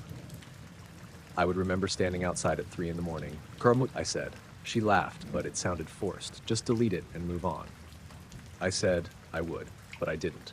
I spent most of that day uneasy. Every time I walked past the back window, I felt like I was checking on something, even though nothing looked different. The grass was green again. The shed sat where it always had. The sky was normal. That night, I locked the back door carefully, checked the windows, double-checked really, then left the phone face down on the nightstand. Sometime during the night, a faint light brushed across my bedroom ceiling. It stirred me just enough to drift closer to awake, but not enough to fully move. I remember thinking it looked wrong compared to normal streetlight glow. It was softer, cleaner, then it faded. When I fully woke up, the phone was face up, and there was another photo. 3:14 a.m., backyard again. Brighter, the grass almost glowed now. The same pale wash filled the entire frame, but this time, something looked off. In the far corner near the fence line, there was a blur, slightly darker than the rest. It wasn't shaped like a person, not really, but it wasn't nothing either. Just a low, rounded distortion, like the air itself had weight. I zoomed in. The pixels blurred. No detail came through. I stood outside that morning and stared at the exact spot where the blur should have been. Nothing. No marks, no dead grass, nothing disturbed. That night, I stayed awake on purpose. I set my phone on the dresser facing the backyard through the sliding door, camera open, screen dark. I watched the clock tick past midnight, then 1, then 2. My eyes felt heavy, but I refused to lie down. At 3:11, something changed in the air. A low hum slipped through the house, barely audible but steady, like distant machinery or pressure moving slowly. My skin prickled and the hairs on my arms lifted. The backyard began to brighten. A pale light poured down from above, clean and even, like it wasn't coming from any lamp or angle. The grass glowed under it, every blade outlined with soft white. Then the phone camera activated on its own. The screen stayed dark, but I heard the quiet shutter sound. Once, again. I didn't move. I barely breathed. Outside, in that same corner by the fence, the air thickened. The glow dimmed just slightly there, as if something interrupted it. A shape began to take form, low to the ground, smooth on top, not sharp or mechanical looking, just present. Too solid to be fog, too subtle to clearly see. It didn't move forward, it didn't move back. It just hovered there, quiet. The hum deepened, vibrating faintly through the floorboards under my feet. The air inside the room felt denser, heavy against my chest. Then, as slowly as it had come, the light faded. The shape dissolved with it, sinking into the darkness like it was never separate from it to begin with. The humming thinned until it disappeared completely. The yard returned to normal night. The phone screen lit up a moment later with another saved image. 3:12 a.m.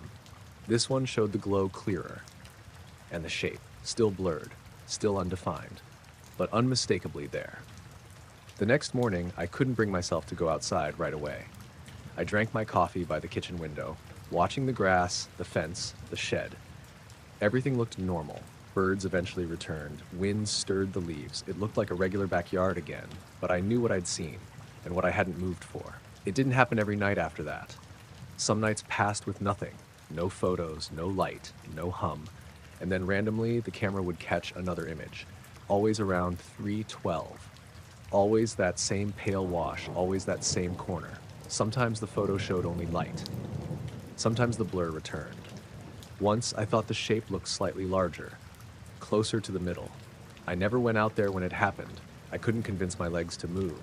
Instead, I watched through the glass, trying to understand if it noticed the house, the windows, me, if it even cared. The last time it appeared, the light lasted longer than usual, almost a full minute. I stood frozen behind the sliding door, the cool glass against my palm, staring as the yard turned silver again. The shape formed once more, hovering low, smooth, silent. And then it drifted just slightly to the side, not directly forward, just shifted like testing space. The hum deepened for a moment, then everything vanished again. No noise, no flash, just darkness and ordinary night. The next morning, my phone was blank. No images, no timestamps, as if it had never happened at all. But when I stepped outside, the spot in the corner felt different under my bare feet. The grass was cooler there, slightly flattened, and whenever I checked the time late at night now, my eyes always seemed to land on 312 without meaning to.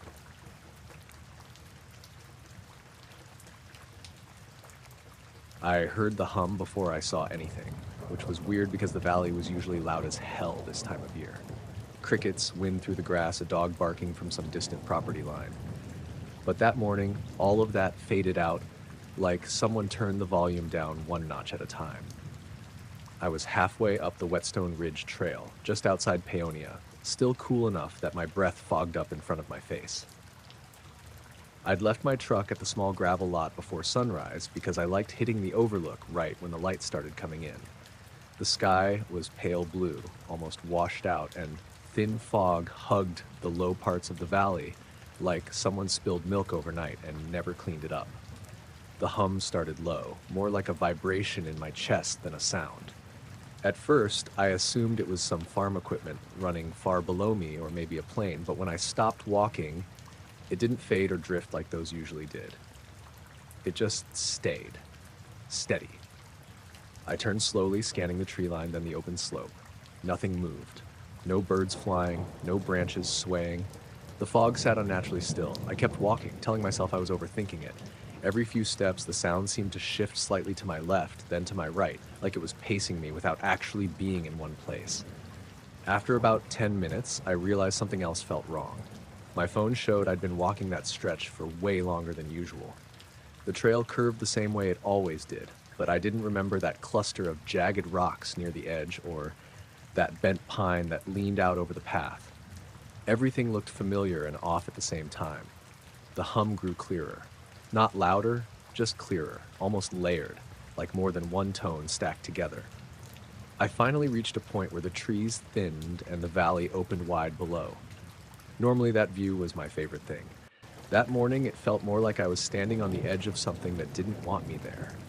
Far out over the valley, maybe half a mile away, a dull patch in the air caught my eye. It wasn't light or dark exactly, just slightly smoother than the space around it, like looking through heat over asphalt. It didn't match the movement of the fog or the air currents, it just hung there, silent, suspended. The hum shifted again, now seeming to come from that exact point. I stood still, heart thumping too hard, trying to convince myself it was just a trick of the light. But when I took a step to the side, the distortion didn't change with my angle. It stayed put, just hovering. Then slowly it slid sideways. Not fast, just enough to notice, like it was scanning the terrain below. A cold weight settled in my stomach. I checked behind me, half expecting someone else to be on the trail, but I was completely alone. No voices, no footsteps, not even the crunch of animals nearby. The hum deepened and the fog below shifted barely, almost like it responded. I backed up a few steps, then another, never breaking eye contact with that patch of air. My boot caught a root and I nearly went down, which snapped me out of whatever trance I'd slipped into. I turned and started walking back down the trail, not fast enough to look panicked, but definitely not at the calm pace I'd come up with. Behind me, the sound drifted again, matching my direction. Every time I slowed, it slowed. When I stopped for a second time and turned around, the distortion lay closer than before. Not by much, but enough that I could see the trees behind it looked warped, slightly stretched, like someone pinched the image and pulled it forward. I swallowed and kept moving. The longer I walked, the more the world felt off. My steps sounded duller. The air felt heavier on my skin, and the hum stayed right there, never fully ahead or behind, just near enough to let me know it was still present. At one point, my phone buzzed in my pocket. I pulled it out, expecting a message. Nothing was there, no notifications, just my screen unlocked on its own. The time read 9:03 a.m. I knew I'd started just after 6. That didn't line up, not even close. A sudden pressure rolled through my ears, like when you drive too fast down a mountain road and the hum wobbled for a second, then steadied. I glanced up again.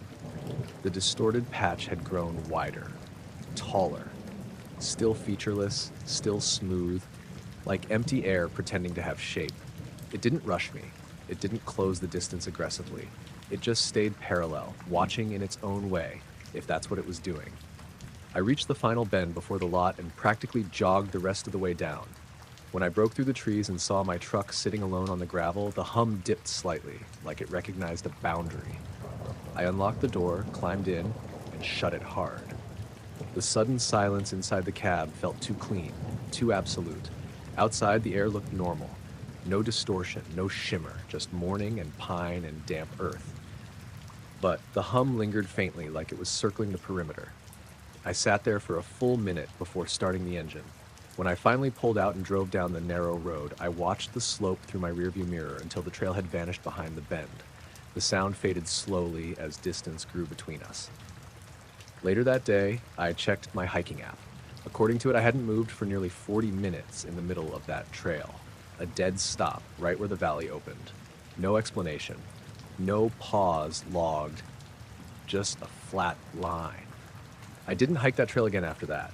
But sometimes, when the house fell quiet late at night and the windows rattled just slightly in the breeze, I swore I could hear the same soft hum carrying through the hills, moving without direction, like it was still tracing paths out there, waiting for me to step back into its range again.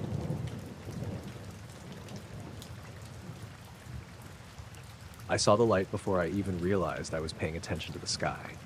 I was parked on the edge of Route 380, just outside of Escalante, Utah, where the pavement faded into dirt and scrub.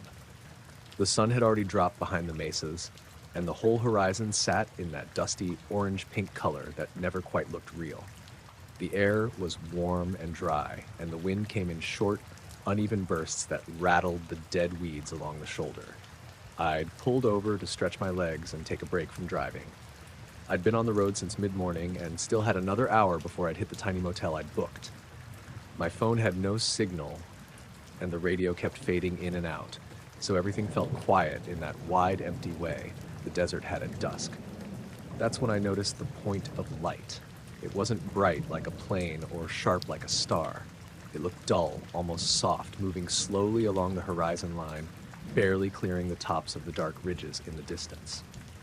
At first, I assumed it was a helicopter or maybe someone driving on one of those remote back roads, even though there were no visible headlights cutting through the terrain. It drifted from left to right, steady and calm. No blinking, no variation, just a smooth glide like it had a set path. I leaned against my truck and kept watching, mostly out of boredom.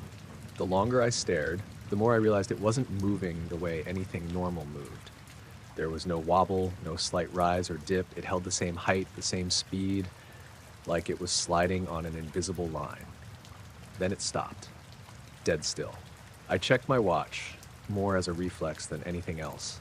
The desert around me felt quieter somehow, like even the wind took notice. The light lingered there, hovering just above the ridgeline, and I felt that dull pressure in my chest you get when something feels wrong, but you can't place why. After maybe 5 seconds, it dropped straight down.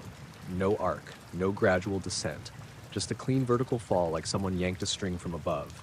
It vanished behind the dark stretch of land, and that was it. No explosion, no glow on the ground, nothing. I stood there waiting for something else to happen, half expecting it to pop back up or reappear farther down the horizon. It didn't.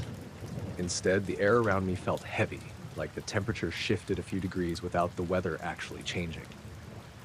The wind died for a second and my skin broke out in a faint sweat that had nothing to do with the heat. I climbed back into my truck and sat there, hands resting on the steering wheel, staring at the spot where the light had fallen. I tried making sense of it. Satellite? Military test? Reflection? None of it lined up in my head. When I finally started driving again, the road ahead felt different. Not visually, just off. The usual landmarks I'd kept track of earlier felt like they were coming up later than they should. My dashboard clock ticked on normally, but I had a weird sense that more time had passed than what it showed. About 10 minutes later, I noticed another odd thing.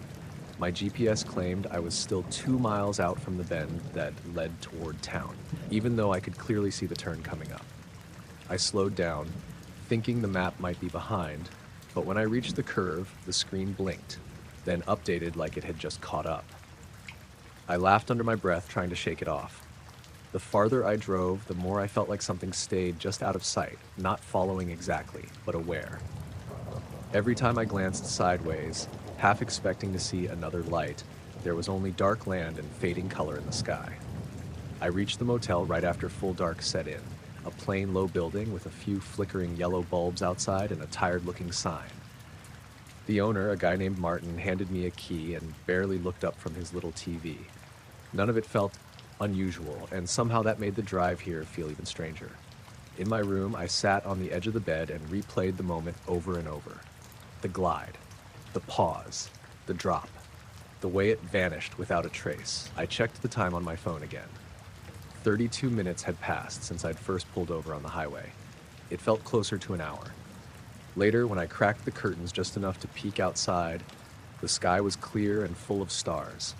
No strange lights, no movement, just open space. I went to sleep eventually, but the image of that light dropping straight down stayed burned behind my eyes. Every time I shifted in bed, I half expected to see that dull glow lingering at the edge of vision, hovering just out of frame, waiting to slide back into sight like it had never really left at all. The sky shifted color so fast I thought my eyes had glitched. I was standing at the edge of the small pier in Rockport, Maine, tying down my kayak before heading back to my apartment.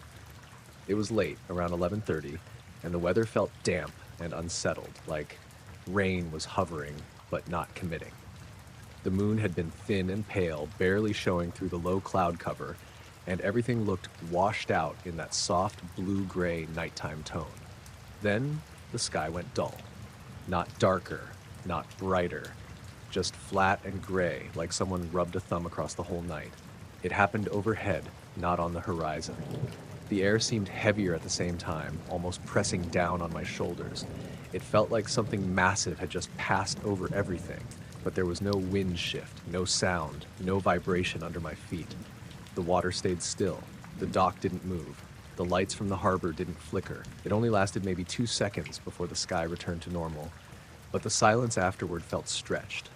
I stood there frozen for a moment with the rope half wrapped around my hand, staring up at the clouds.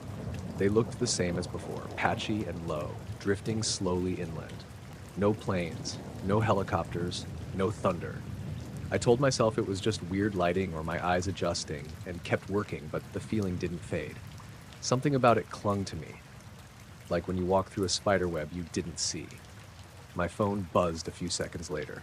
A text from my neighbor, Lila, asking if I was home yet because her bathroom light had turned on by itself again. I half smiled at that, assuming she just needed another shared living rant. I typed back that I was still at the pier and asked why. Before she replied, I heard a soft, dull thump somewhere nearby.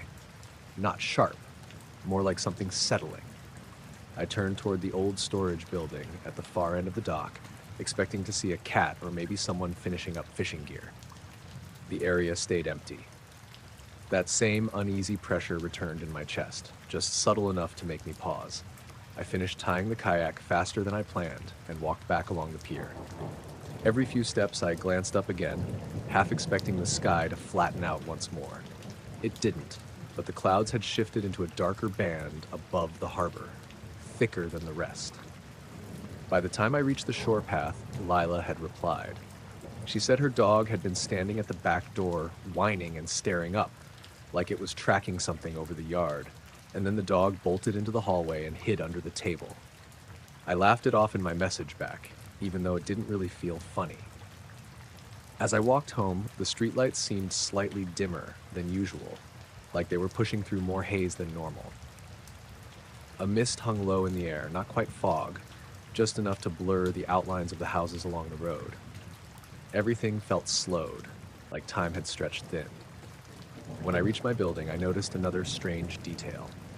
The old maple tree beside the front steps had a long patch of bark scraped clean on one side, as if something had brushed against it hard enough to leave a mark but not broken enough to snap any branches. I didn't remember seeing that earlier in the day. Inside my apartment, the air felt stale and cool, even though I'd left the window slightly cracked. I set my bag down and glanced toward the balcony.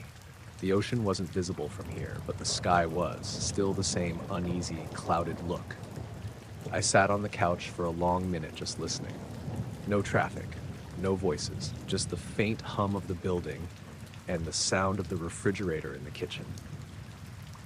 Then my wall clock ticked louder than usual, and I realized at some point I'd lost track of how long I'd been standing out there earlier. My legs felt tired, like I'd walked farther than just the short drive from the pier. I checked my phone. The last message I'd sent Lila only showed as delivered, not read, even though she normally responded right away. I tried calling her. It went straight to voicemail. Through the balcony door, the sky shifted again. Not as dramatic as before, but just enough to make me lean forward. A faint grayness spread for a second, almost like a shadow moving faster than clouds could. It faded just as quickly. A low whisper of sound passed through the air, almost like wind brushing over wire, but outside the trees didn't sway and the curtains barely moved. It was there and gone in less than a breath, leaving the space feeling hollow. I kept the balcony door open and watched carefully, trying to catch another glimpse. Nothing unusual showed itself. No lights, no objects, no movement I could point to and explain. Eventually, Lila texted back saying her lights were fine again and her dog was acting normal, like nothing had happened. She added a question mark and asked what I meant about being at the pier. I stared at the screen for a second before typing that I'd explain tomorrow.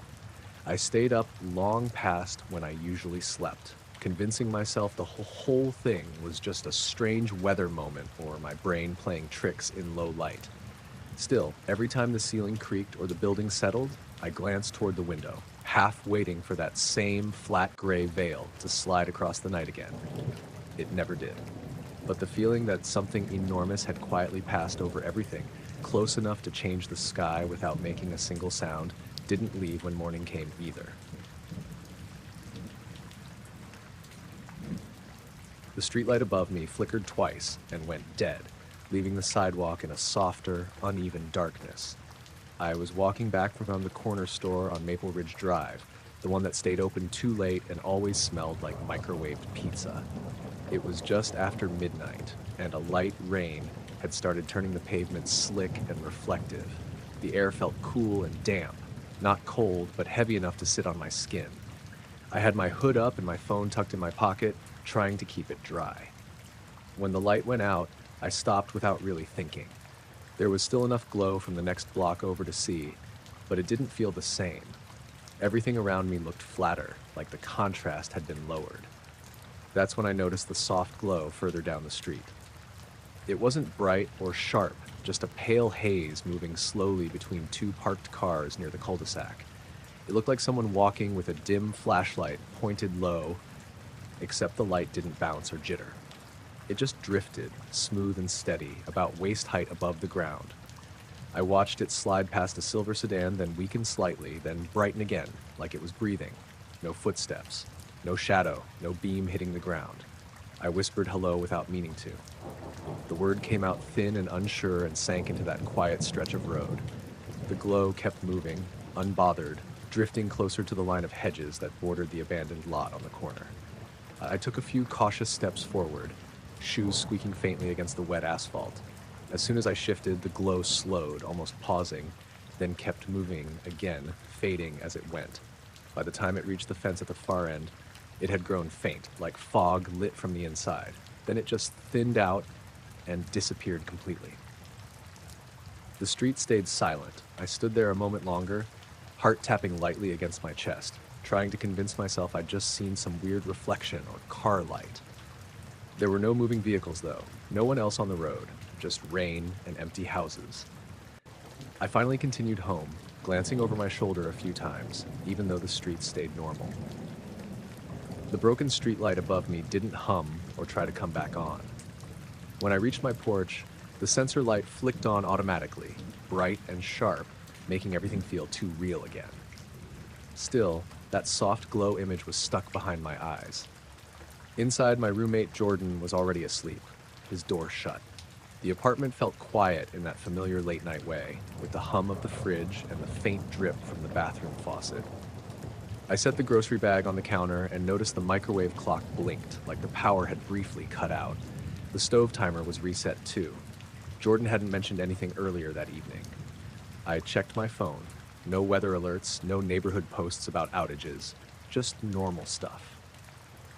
Around 1:40, after changing clothes, I went to bed, but kept the blinds slightly open so I could see the street if I needed to.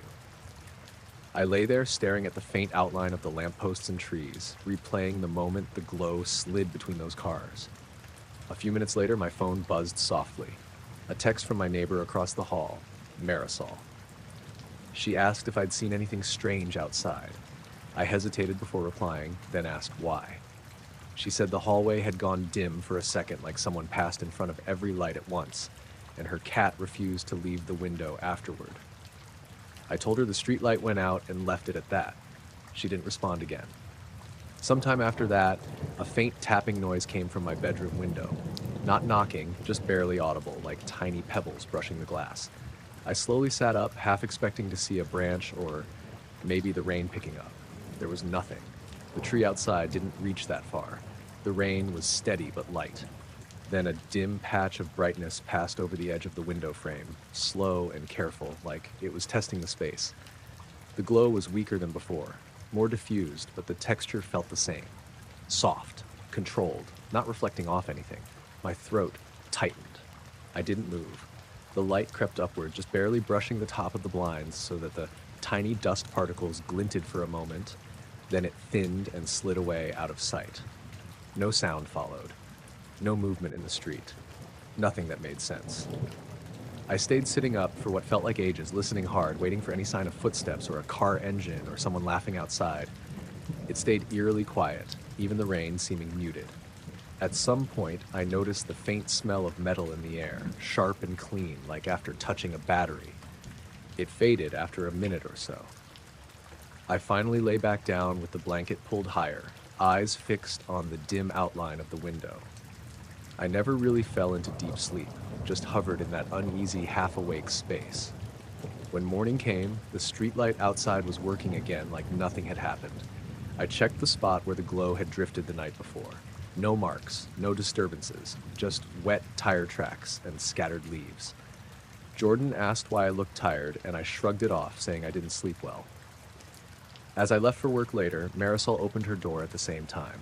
She looked pale, tired like me. She asked quietly if the light I saw looked like fog illuminated from within. I nodded before I even thought about it. We didn't say anything else. I woke up with that weird, tight feeling in my chest, like someone had just left the room and I'd missed it by a second.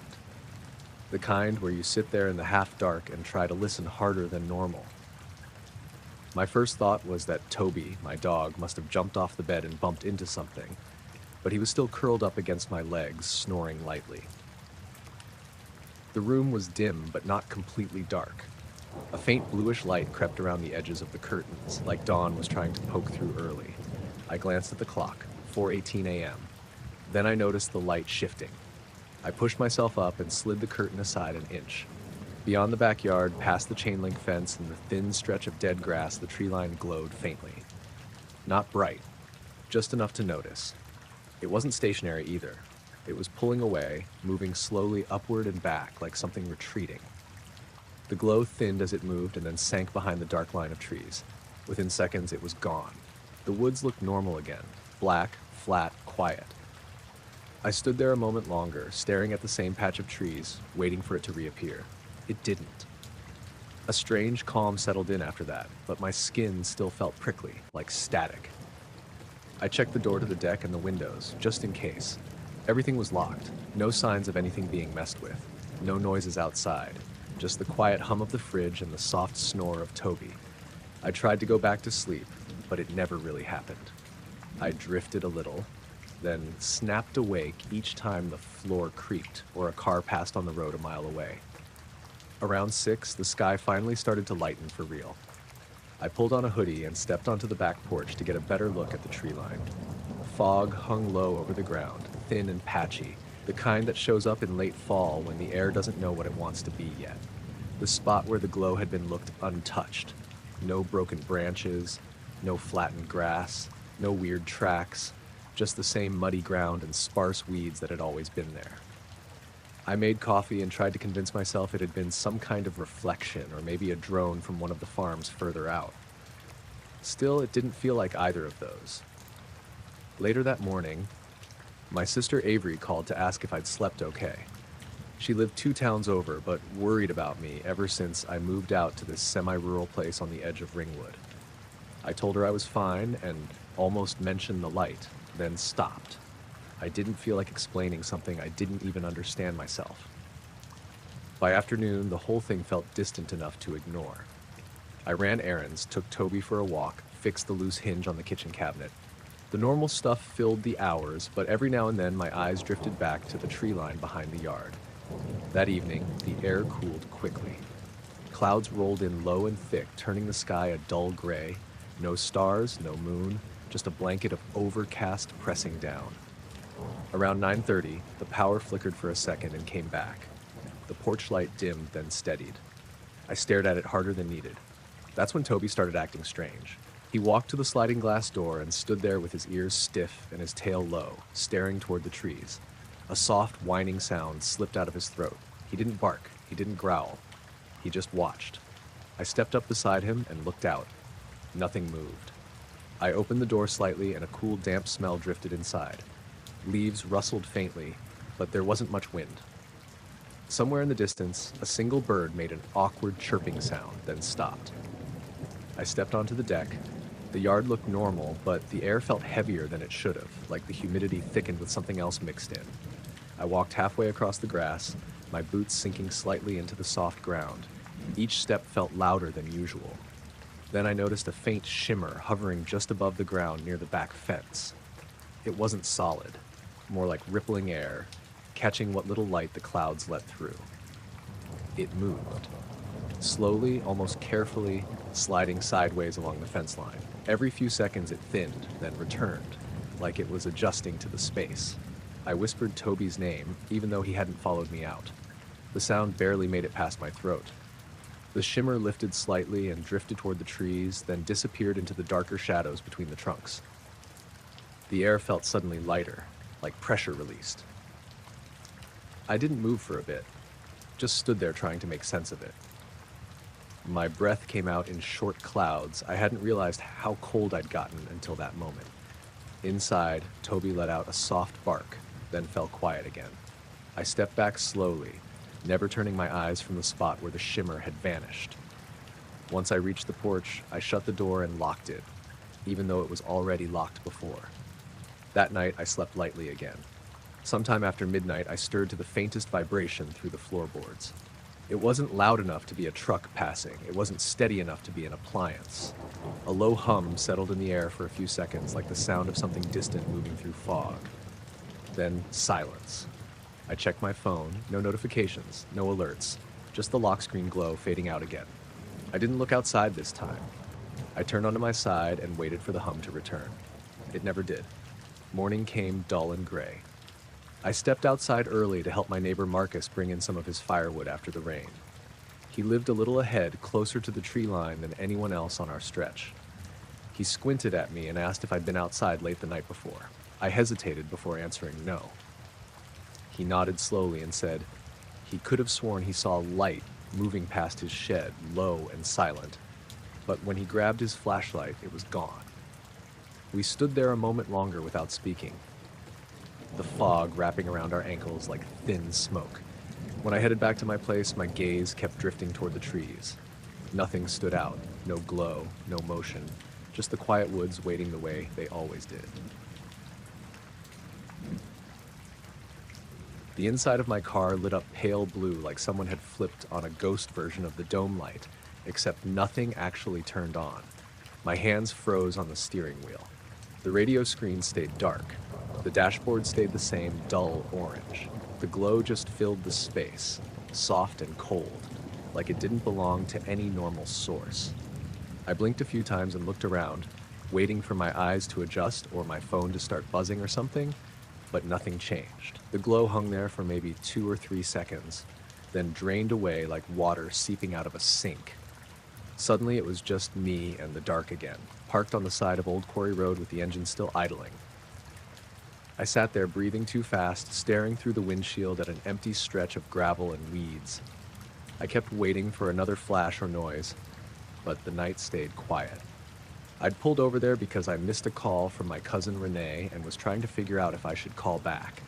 It was late, close to 11:40 p.m., and the road was shut down a mile ahead for construction. I figured I'd just sit there and deal with the call, then head home through the side streets. After the glow disappeared, my phone finally showed normal again. No weird brightness, no new notifications, just Renee's missed call from a few minutes earlier. I called her back, but it went to voicemail.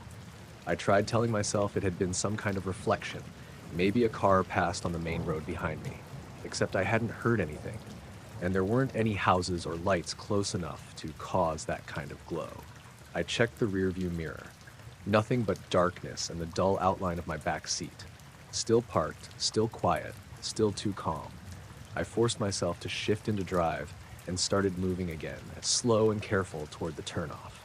The tires crunched over gravel, and the sound felt louder than it should have been. I kept glancing down at the dashboard, half expecting the glow to come back. It didn't. I turned onto Birch Trail Drive and headed toward my apartment complex on the east side of town. By the time I reached the first streetlight, my nerves had softened a little. Streetlights meant normal. Houses meant normal. The world working the way it was supposed to. I told myself to forget it. Then it happened again. The second time was weaker, almost like an afterimage, but it filled the car just enough for me to notice. A faint wash of blue slid across the windshield and bled onto the passenger seat. I swerved slightly and corrected, heart hammering hard enough I could feel it in my throat. This one faded even quicker. I pulled into the empty parking lot of a closed hardware store, rolled the window down, and listened for anything at all. Wind, footsteps, a distant engine, something. All I heard was the faint squeak of the loose sign above the store entrance and the hum of the power lines overhead. I got out and stepped under the open sky. The air smelled faintly metallic, sharp and cold like damp coins. I looked around, scanning the lot. A few cars sat abandoned near the far fence. No one else stood nearby. No movement. Slowly, I tilted my head up. The sky was overcast, thick clouds blocking the stars. But above the parked car, I noticed a faint haze, barely visible. Not cloud, not fog, just a subtle distortion in the air, like heat waves above asphalt during summer. Only it hovered perfectly still. I stepped backward without realizing it, then bumped into my own door. The haze drifted a few feet sideways, then thinned until I couldn't see it anymore. I stood there for a moment longer, jaw tight, hands numb at my sides. When nothing else happened, I climbed back in, locked the doors, and drove home faster than I normally did. Inside my apartment, the silence felt heavier than usual. My upstairs neighbor, Miranda, always played music at night, but tonight, her place stayed quiet. I left the hallway light on and sat at the kitchen table, staring at my phone, replaying the soft blue glow in my head. I checked the internet for local outages. Nothing. No alerts. I checked the weather radar. Just low clouds and a slight breeze. Around 1:10 a.m., I finally crawled into bed, but sleep didn't come easily. Every time my eyes started to close, I pictured the inside of my car filled with that light. I grabbed my phone, checked the clock again, then placed it face down on the nightstand. At some point, I must have dozed off. I woke suddenly to a faint buzzing sound, not loud enough to identify, but strong enough to pull me out of sleep. The room looked normal. No strange light, no shadows in the corners. Just the dull reflection of the street lamp filtering through the blinds. The buzzing faded slowly. I stayed still, staring at the ceiling fan until my breathing steadied. Morning light crept in eventually, gray and flat behind clouds. I forced myself through a shower, through coffee, through getting dressed for work. It all felt slightly off, like my head was still a step behind the rest of me. When I walked to my car, I paused beside the driver's door. I half expected to see some mark or smudge or anything different. The paint looked the same, no scratches, no fogging, no strange residue. Everything looked normal. At work, my coworker Jalen asked if I looked tired. I brushed it off, told him I slept weird. He laughed and said same, then went back to his desk. Still, the longer the day went on, the more uneasy I felt about what happened the night before. Not panicked, just unsettled, like I'd stepped into the wrong moment somehow and didn't know how to step back out. That night, I drove home earlier, sticking to well-lit roads. No glow, no strange haze, just normal traffic and streetlights. When I pulled into my apartment parking spot and turned off the engine, I sat there a minute longer, listening. The silence pressed in gently, the way it usually did. Right before I opened the door, the rearview mirror shimmered faintly with the softest hint of blue. It barely lasted a blink, just enough to know it was there. Then nothing. I stepped out, shut the door, and walked inside, trying to look back. The parking lot stayed dark and ordinary behind me, just cars and pavement and the faint hum of the night settling into place. I pulled my phone out to take a photo of the clouds as they slid past the moon, mostly because the light looked strange against the water and I had nothing else to do. I'd driven out to the overlook just north of Port Orford after getting off my shift at the Marina Cafe. It was close to midnight and windy in that cold, stubborn coastal way that never fully died down. The air smelled like salt and wet rock, and the waves sounded heavier than usual, like they were hitting something solid all at once. I'd parked by the rusted guardrail where people usually stop to look out, but the small lot was empty except for my car. The sky hadn't been clear. Thick clouds kept drifting in front of the moon, breaking the light into uneven patches. I took a few photos, just tapping the screen without really thinking. In the moment, it felt normal. Quiet. A little lonely, but that wasn't new for me. When I looked down at my screen to scroll through them, one of the frames looked wrong. There was a dark oval shape sitting among the clouds, like a shadow with no real depth. It wasn't sharp or solid, just a smooth, dark form hovering in the middle of the lighter cloud cover. The moonlight was still there around it, but that one shape absorbed everything. It looked like it didn't belong to the rest of the sky. I swiped back and forth between the photos. The oval shape showed in only one. The ones before and after were just normal clouds, soft and uneven, nothing strange. At first I figured it was some weird camera glitch, a smudge on the lens maybe. I wiped the screen on my sleeve and held the phone back up, taking another photo. Nothing. I waited a few seconds and took another. Still nothing. I looked up with my own eyes, trying to spot that same shape in the sky, but there was nothing there, just clouds moving slowly across the moon. A breeze moved past the bluff and rustled the low bushes near the parking area. It felt louder than it should have been. I caught myself glancing around the empty lot, checking for other cars even though I already knew I was alone. I tried to laugh it off and slipped my phone into my pocket, but a strange feeling settled in my chest. Like something had slightly shifted, and I didn't know what. I walked closer to the edge of the overlook, hands in my jacket pockets, and stared out at the water. The ocean looked darker than the sky, almost flat. A faint line of white foam flickered far below where waves hit the rocks. That was when I noticed a dull light hovering low over the water. It wasn't bright, more like a smudge of pale gray glowing just above the surface. It moved slowly, too steady to be a boat, but not fast enough to be a reflection. I kept blinking, trying to figure it out. The light drifted left, then paused. No sound came with it. No motor. No splash. I looked back at the parking area for a second, suddenly aware of how isolated the spot was. The main road sat a few hundred feet back, but I couldn't see cars from where I stood. Only the wind and the water kept moving. When I looked back toward the ocean, the light was gone. I told myself it was probably some distant buoy or a reflection off a wave since the moonlight kept shifting. That explanation felt weak, but I held on to it anyway. I pulled my phone out again and scrolled to the strange photo one more time. The oval shape still sat in the exact same place among the clouds, like it had been placed there deliberately. I zoomed in, but it only blurred, losing any real detail. A low sound came from somewhere behind me. Not footsteps, more like gravel being shifted, slow and uneven. I turned slightly, half expecting to see another car pulling in or someone at the edge of the lot, but there was no one. The shape of my car sat dull and still under the weak glow of the single broken street lamp. The sound happened again, closer. I stayed still, listening. My stomach felt tight like it did when a storm rolled in too fast. Nothing else followed. No voices. No engine. Just silence again. I pocketed the phone and walked back toward my car, trying not to hurry but not slow either. The wind kept brushing against the back of my neck and shoulders, making it feel like someone was just out of sight. When I reached my car, I unlocked it and paused before getting inside, glancing one last time toward the ocean and then the sky. The clouds had shifted again, thicker now, covering most of the moon. I couldn't see that oval shape anywhere beyond the photo. As I slid into the driver's seat, my phone buzzed lightly. A notification from my friend Janelle asking if I'd made it home yet. I told her I was on my way. I started the car and the radio came on low, some late-night talk show mumbling in the background. As I pulled out, my headlights swept over the gravel and bushes near the edge of the lot.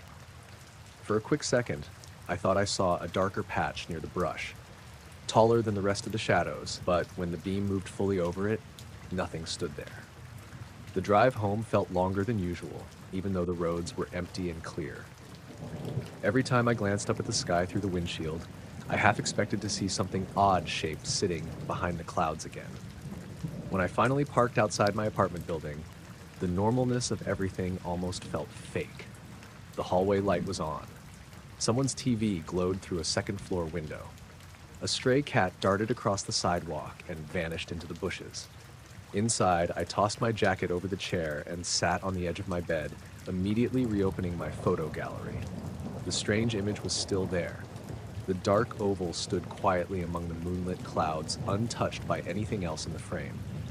I stared at it for a long minute before setting the phone down face up on my nightstand.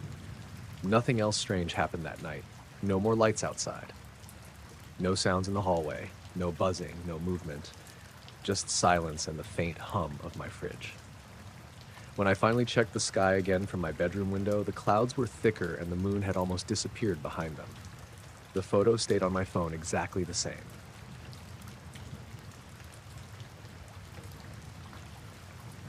I was halfway down Alderbrook Lane when the first porch light went dark. It had been on when I stepped out of Marcos's place, a soft yellow glow over his chipped concrete steps, and then it just clicked off. Not like a bulb burning out either. It was clean, instant. A second later, the next house did the same. Then the next. One by one, lights ahead of me shut off in a straight line, moving away like something was passing in front of them, even though the street looked empty. It was early evening, still a little blue in the sky, and the air felt heavy like it was going to rain, but hadn't decided yet. The kind of weather where everything felt quiet in a weird way. No birds, no cars, not even sprinklers running. I slowed down because it didn't make sense. That street was familiar, boring even. I'd walked it 100 times coming back from Marcos's place. Same low ranch houses, same trimmed hedges, same cracked sidewalk slabs. People usually kept their porch lights on automatically. Mrs. Ordonez at the corner left hers on so late it leaked into my bedroom window sometimes. That one went out too. I kept walking, mostly because standing still felt worse. Every few steps, another porch light snapped off ahead until I was moving into a darker pocket of the block. The houses behind me stayed lit. I glanced back, thinking maybe some power issue had hit just one side of the street, but everything behind was normal. About halfway down the block, I noticed movement beyond the yards. There was a narrow line of old trees separating our subdivision from the overgrown field that used to be a small golf course before it shut down. The grass back there was tall and uneven, and the trees had grown wild over the years, branches twisting over each other. Something moved just past that tree line. It wasn't fast or sudden, more like a slow shift, like when someone tries not to be seen. I squinted but couldn't make out anything clear. Just a dim shape, darker than the rest of the shadows, sliding behind the trunks. I told myself it was probably a deer or someone cutting through the field, but the way it moved didn't quite match that. It seemed taller, too upright. I kept my eyes forward and tried to act normal, even though my shoulders felt weirdly tight. Another porch light died as I passed, the house going dark the second I stepped in front of it, like I'd crossed some invisible line. A faint sound came from the trees. Not a voice. Not quite a rustle either. It was low and dragged out, like something brushing against dry leaves, but slower, more careful. When I turned my head again, the shape was still there, just a little farther along, keeping pace with me. I picked up my speed without fully committing to running. My mind kept trying to explain it. Maybe it was some guy from the nearby complex walking his dog off leash. Maybe kids messing around. Maybe my eyes were just playing tricks on me because the light was fading and my brains hated low contrast. Still, every time I passed another house, its porch light shut off. Not flickering, not dimming, just gone. I reached the part of the street where the sidewalk dipped slightly and the trees crowded closer to the yards. The dim shape drifted closer to the edge of the tree line. For a split second, I thought I saw a curve where a shoulder might be, or maybe just another trunk. The sound happened again, closer this time. A slow scraping noise like wet fabric dragging over bark. I muttered nope under my breath and finally started walking faster. My heart wasn't racing yet, but it felt like it was waiting to. Braced. Every sense felt turned up too high. I kept expecting someone to call out, but nothing did. When I glanced back again, 2 porch lights behind me shut off now too. Not following me like before. Just darkness spreading outward like a quiet wave. I hit the last third of the block, and that was when the streetlights flickered. Not fully out, just enough to make shadows stretch and shrink across the pavement. The shape of the tree line shifted again, closer than it had been, and for the first time I got the clear sense it wasn't interested in the houses. It was tracking me. My mouth felt dry. I checked my phone without fully looking away, pretending casual, but there was no signal bar change or alert. Just normal. Another sound drifted from the trees. This one was almost like breathing, but off. Too steady. Too deep. I kept walking, staring straight ahead, counting house numbers in my head like that could anchor me to something normal. When I passed number 814, the porch light didn't turn off. Instead, it brightened. Just a little, like someone had turned the dimmer up. The light behind the curtains inside that house also shifted, like someone was moving around. That house belonged to an older guy named Lennox, who mostly kept to himself. I'd only seen him once at the mailbox. As I stepped past his driveway, the brightened lights suddenly snapped off all the way, and for a full second, the whole block seemed darker than it should have been. I heard footsteps then. Not on the sidewalk. In the grass near the trees. Slow, deliberate steps. I didn't look. My skin felt like it had tightened over my bones. I just kept moving, pretending I hadn't noticed a thing, even while every part of me strained to sense how close it was. The footsteps stayed even with mine. When I reached the corner and turned toward my street, the shape finally stopped moving. I glanced sideways just once, as casually as I could manage. It stood just within the tree line now. Still hard to define. No face, no clear limbs, just an outline against the dim sky that looked wrong somehow, like it didn't belong to anything I'd ever seen stand that way before. None of the porch lights turned off on my street. I walked the rest of the way home without looking back again. The street stayed quiet. Normal. Porch lights. Steady. A dog barked somewhere. A car passed at the far intersection. When I locked my front door behind me, my hands were shaking more than I wanted to admit. I stood there listening, waiting for some sign through the windows, but nothing happened. Later, when I looked out from my bedroom window, the trees along Alderbrook Lane were still and dark. Every porch light had come back on like nothing strange had happened at all. Except one near the middle of the block was still off. My windshield fogged over so suddenly, I thought something had spilled on the glass. I hadn't even turned the defroster off. The air inside the car felt normal, not humid, not warm, just cold enough to make me keep my hands tucked in my sleeves. I was driving along Route 26 through the edge of the Ochoco National Forest, the kind of stretch where the road dipped and curved and there weren't any lights for miles. It was late afternoon and the sky was heavy with low gray clouds that threatened snow but never quite delivered. I reached for the cloth I kept in the console and wiped the glass with the side of my hand. It cleared for a second, then clouded again as if someone had breathed directly onto it from the outside. That didn't make sense. The windows were closed. No heat blasting. Just the regular low fan. I muttered to myself and finally turned the defroster up higher. The fog thinned in slow streaks, leaving blurry patches instead of full white haze. As I leaned forward to peer through it, I noticed a faint glow passing across the upper part of the windshield. At first, it looked like reflected sunlight, but the sun had already sunk behind the ridge to my right. This light was pale, almost milk-colored, drifting smoothly across the fogged glass as if something above my car were moving from one side to the other. I tilted my head, trying to see past the haze. The light didn't flicker or pulse, it just slid, steady and quiet, and disappeared somewhere beyond the roof. My first thought was a helicopter, but there was no sound, no thump of blades, no engine hum, just the low hiss of tires on damp pavement and the soft rush of the fan. The road ahead had grown darker, the trees crowded closer to the shoulders, their tops leaning inward like a tunnel. My car clock read 4:38 p.m. I'd left Prineville after a late shift at the hardware store because my coworker Raul begged me to swap hours. I'd planned to be home before dark, but the overcast sky made everything feel later than it was.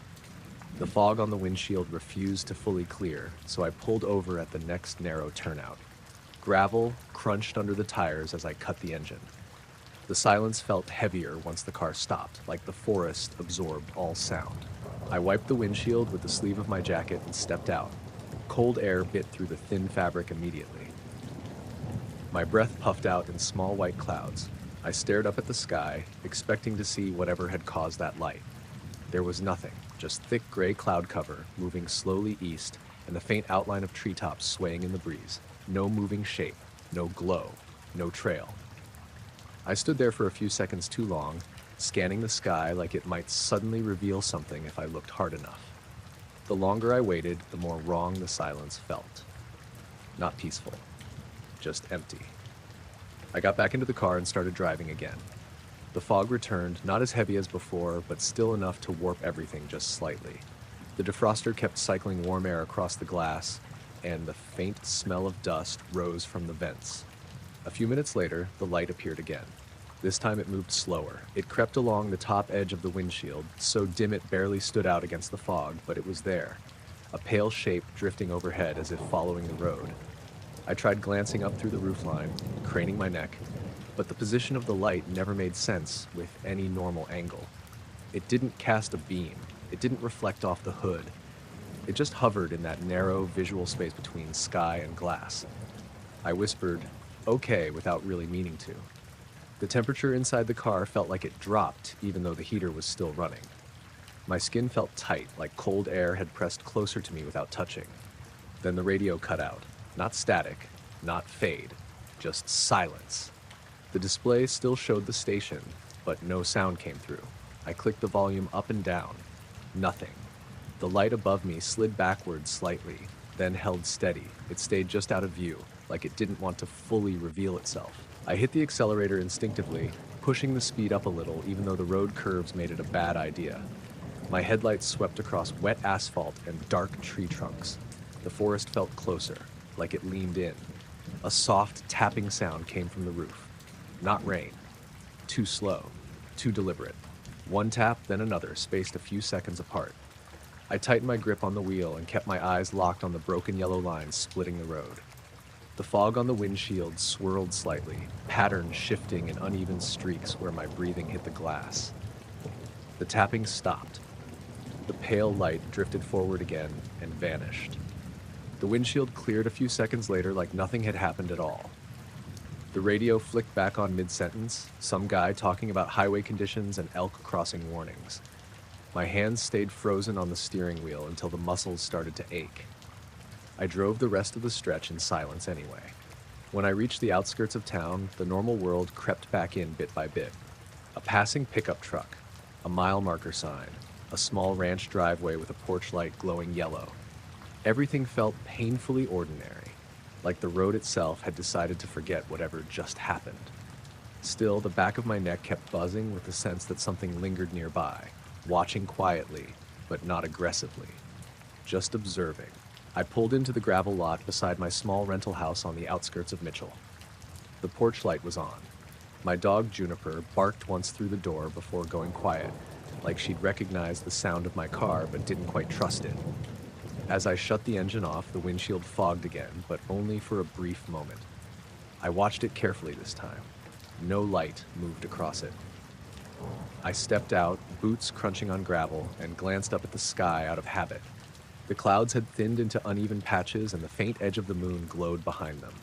Nothing out of place, just clouds, just cold air. Inside, Juniper pressed against my legs like she always did, tail moving slow and anxious. I scratched behind her ears and waited for my breathing to settle. Later that night, after the heater hummed steadily and the house had gone quiet, I stepped onto my back porch and looked out toward the tree line beyond the yard. The snow clouds had finally started to roll in, soft flakes falling under the porch light. Everything felt normal again. But when I glanced toward my car, parked under the bare maple tree, there was still a faint haze across the windshield, even though the air was dry and cold. No light passed over it, just a quiet, pale film that hadn't been there before.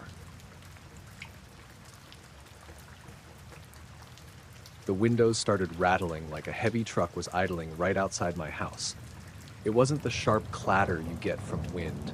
It was slower, almost a soft vibration that made the glass buzz gently in its frame, the kind of sound you feel more than hear. At first I thought a neighbor was running some loud equipment again, maybe Darlene Whitaker trying to clear brush down the road, but it was almost 10 at night and nobody around here worked that late. I stood in my kitchen holding a half-drunk mug of coffee, listening. The cabinets hummed faintly too, like the whole structure of the house was responding to something deep and low outside. The weird thing was, the air inside felt normal. No tremor under my feet, just the windows reacting. I walked to the front door and pressed my fingers lightly against the glass. The vibration traveled through my skin. When I leaned my ear close, it sounded like a distant engine that never shifted gears. I stepped onto the porch and the sound cut off instantly. Not faded, not weakened, just gone. The night felt wrong without it, too quiet. No crickets, no dogs barking, not even the usual hum from the highway a few miles off. The air felt thick, almost padded, and strangely still. No breeze, no movement in the trees. I stood there a minute trying to pinpoint anything. The sky looked clear but hazy, like the moonlight was bleeding faintly into the clouds. The yard sat unchanged, just my crooked fence, overgrown grass, and the old shed near the back that I never bothered to fix. When I turned back toward the house and opened the door, the vibration started again the second I stepped inside. The windows rattled once more. The low buzz filled the space. I stared at the glass, feeling my pulse pick up slightly. I shut the door and locked it, even though that made no sense. The sound continued, steady and patient. I tried turning on the TV to drown it out, but the noise felt like it came from somewhere deeper than the air itself. It wasn't loud, just present. After a minute or two, it slowly weakened. Not stopping, but thinning like something moving farther away. Then silence settled again. I stood there longer than I meant to, just listening to the quiet house, waiting for it to return. It didn't. I told myself it was probably some distant machinery or maybe a passing train in the valley, but my gut didn't buy that. The way it stopped outside like it never existed stayed with me. I finally went to bed, though sleep came slow.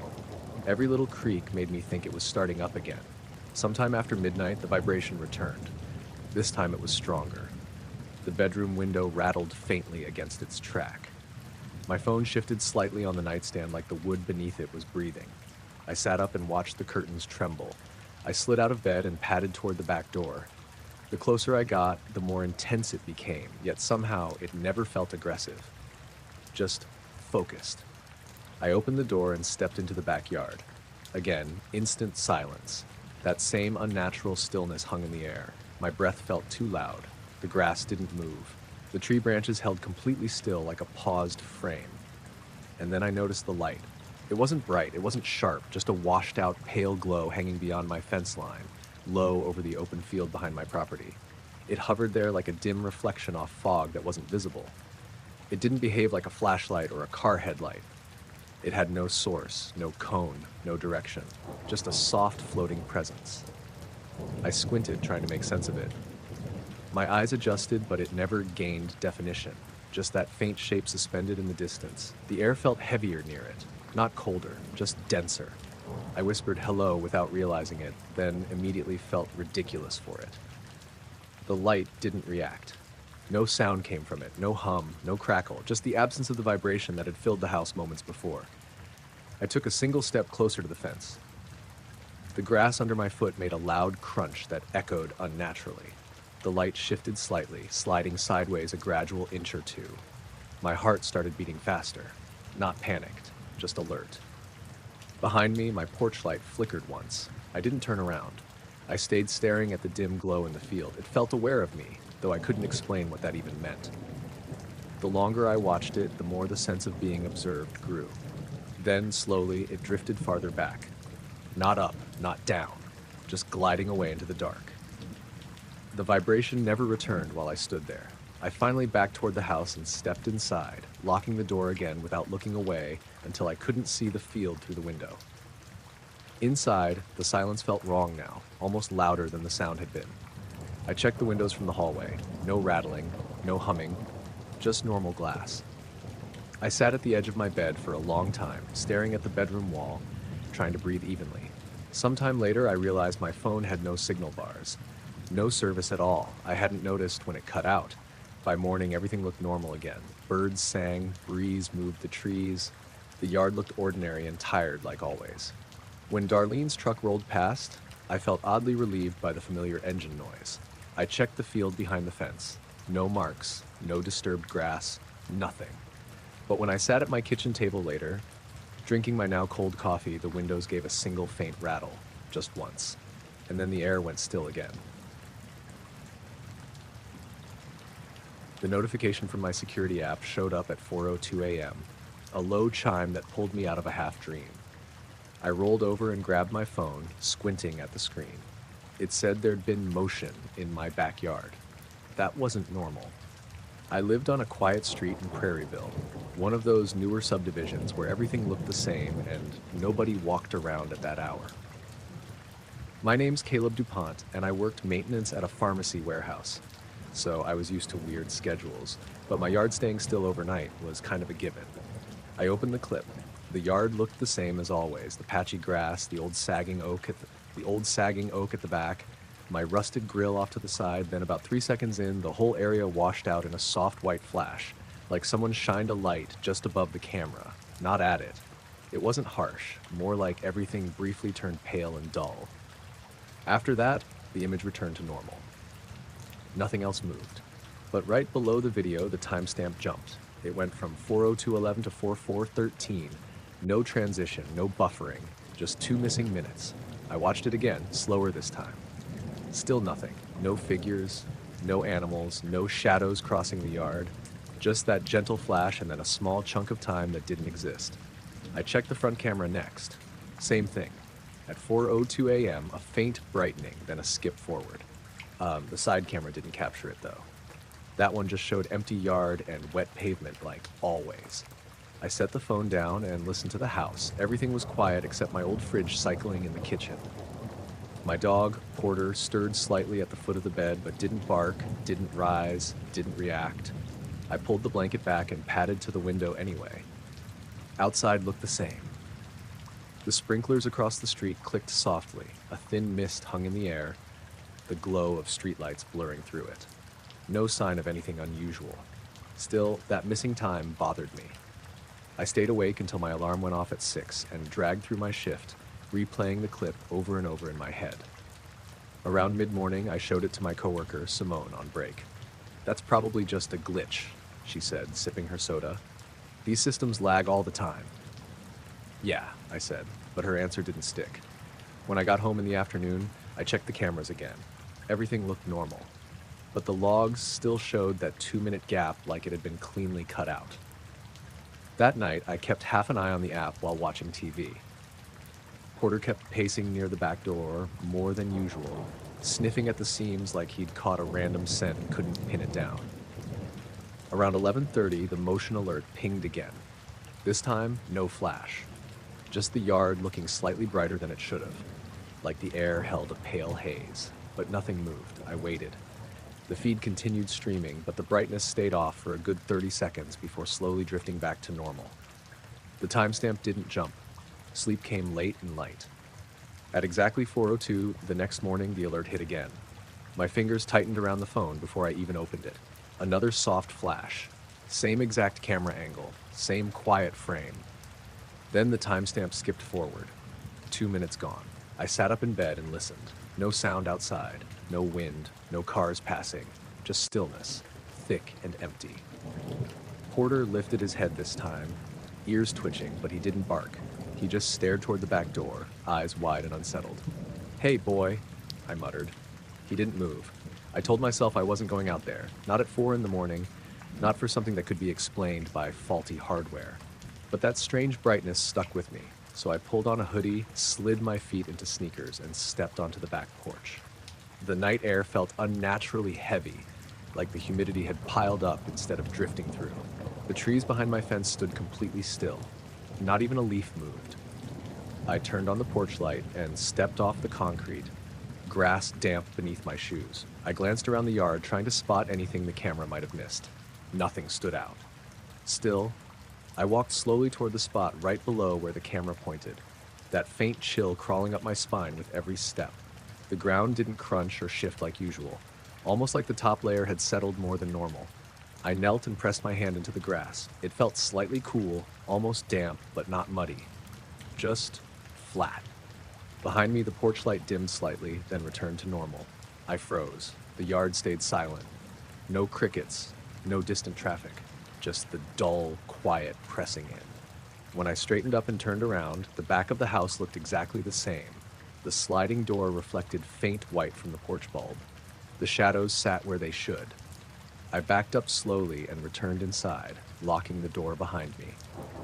Porter followed close at my heels like he needed to know I still existed. The next few nights passed the same way. Each time, 4:02 a.m., brought a soft wash of light across the yard that no visible source created. Each time, the timestamp skipped exactly 2 minutes. Nothing ever appeared on screen.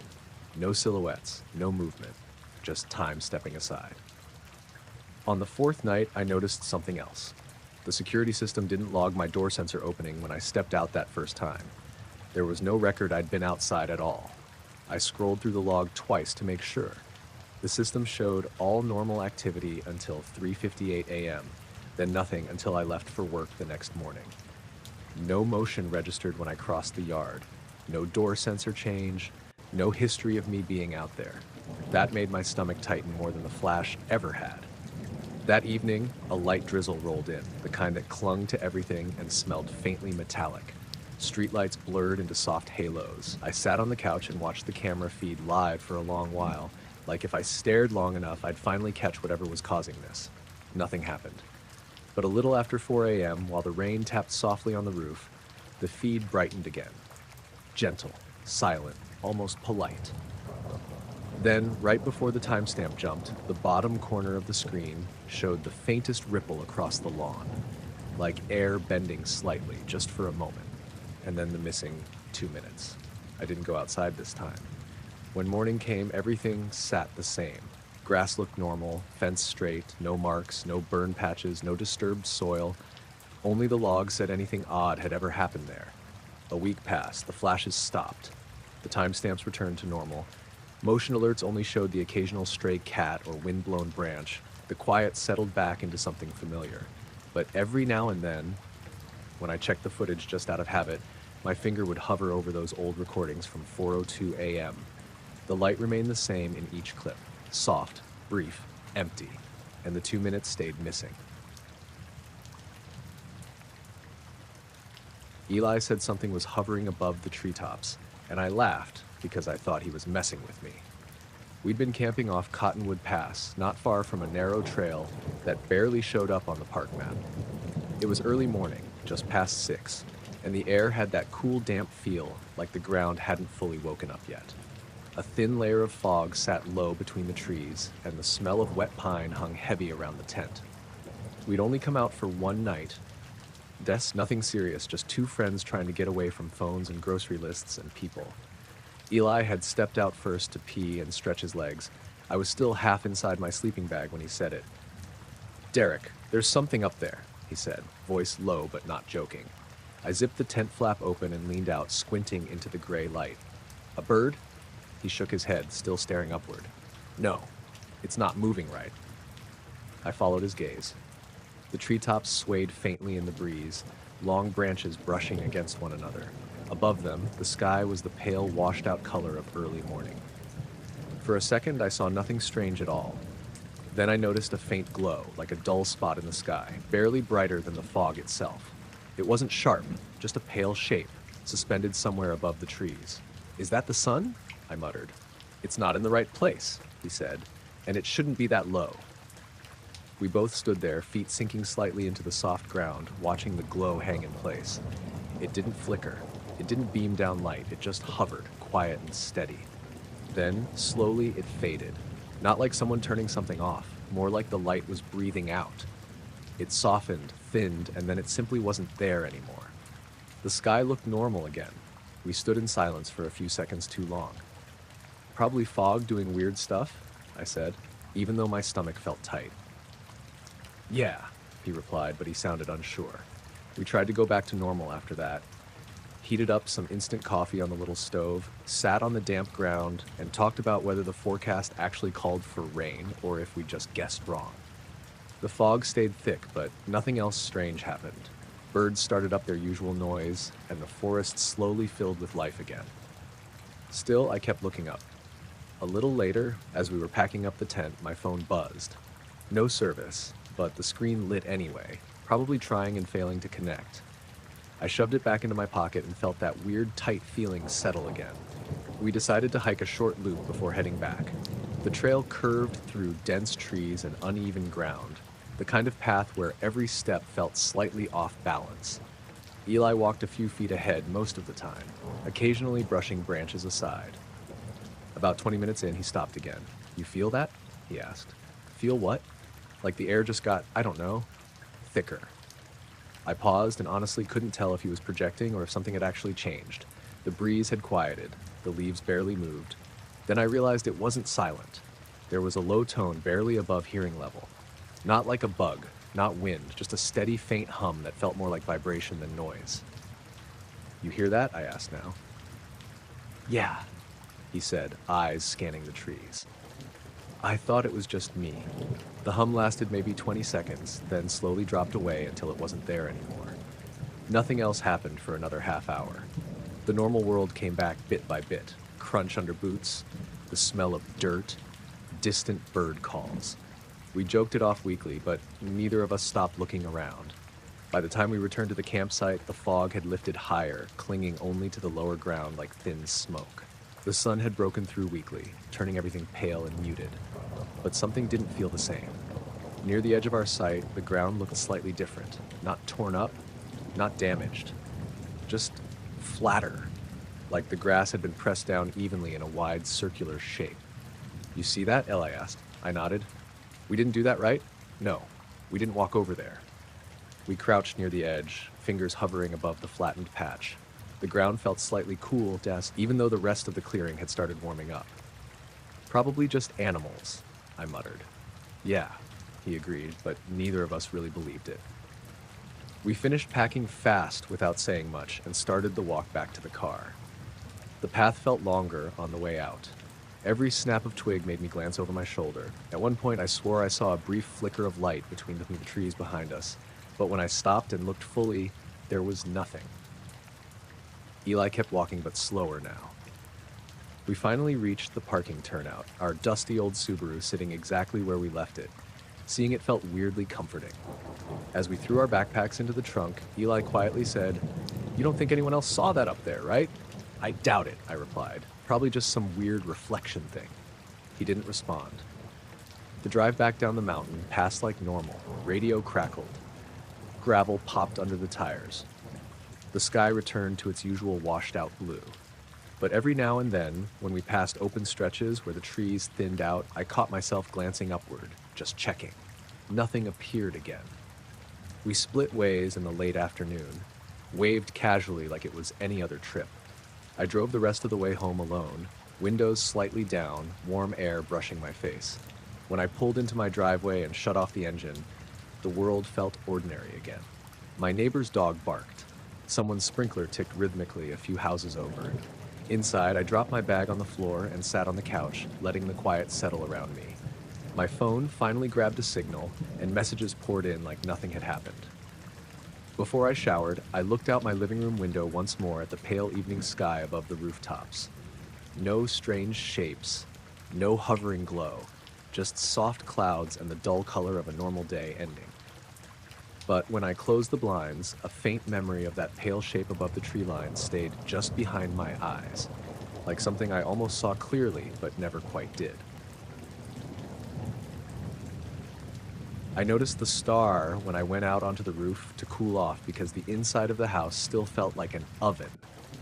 It had been one of those late summer days in western Kansas where the heat never really dropped, not even after the sun dipped below the neighbor's wheat silo. My name's Holden Mercer, and I lived alone in a small rental on the edge of haze, the kind of place where you could see clear to the horizon if you climbed high enough. I kept an old folding chair and a dusty battery fan up there, just to get some breeze that didn't smell like drywall. I sat back and stared at the sky, letting sweat dry on my skin, when I noticed one star sitting brighter than the rest. It wasn't the brightest, just oddly steady. I stared at it without really thinking, the way you do when your mind goes blank. A few minutes passed and I realized something felt off. That star hadn't moved. Everything else drifted slowly, the whole sky shifting almost too subtle to see unless you focused. That one point just stayed locked in place, like it didn't belong to the same pattern as everything else. I checked my phone for the time. 9:42 p.m. I tilted my head, squinting. It wasn't blinking. It wasn't fading. Just sitting there, perfectly still. I tried to convince myself maybe I was just tired or overheated, but the fan hummed faintly beside me, and the breeze brushed against my face, cool enough to keep me alert. I watched it longer, 5 minutes, then 10. It still didn't move. A strange, tight feeling crept behind my ribs. It wasn't panic, more like waiting for something that refused to announce itself. I leaned forward, elbows resting on my knees, eyes locked on that stationary point. A faint noise drifted from somewhere down the block. Not a voice, not a car, just a soft, distant hum that came and went without pattern. I glanced around at the quiet neighborhood. Porch lights glowed, a dog barked once and then stopped. Someone's TV flickered blue through a living room window. Everything else felt normal. I looked back up. The star hadn't shifted. After what felt like forever, it slid sideways. Just slightly at first. So slow it almost felt imagined. But then it kept going, drifting smoothly left without changing brightness or size. No trail, no flickering. Just sideways motion like it had been sitting on invisible rails. My throat went dry. I whispered, "What the hell?" into the night air. The star continued moving until it reached a darker stretch of sky near the fringe of low clouds. Then, with no warning, it vanished completely. Not faded, just gone. I sat there frozen, staring at the empty stretch it used to occupy. The rest of the sky stayed normal, constellations unchanged, small dots drifting slowly as expected. Only that one had behaved differently. The quiet felt heavier after that. I climbed down from the roof and went inside, mostly to shake the feeling that something had shifted. I poured myself a glass of water and leaned against the kitchen counter, listening to the house settle. A few minutes later, the hallway light flickered once and stabilized. Probably old wiring, I told myself. Still, my skin felt tight. I went back outside, though this time I stayed on the porch instead of climbing back up. The sky looked exactly as it should. No strange stationary points, no drifting glows, just the same wide Kansas night. A soft breeze crept along the ground, brushing my ankles like someone passing by too close. Then I heard it, low, distant. A faint vibration that almost felt more in my chest than my ears. It came from above, but not directly overhead, just somewhere high, spread thin.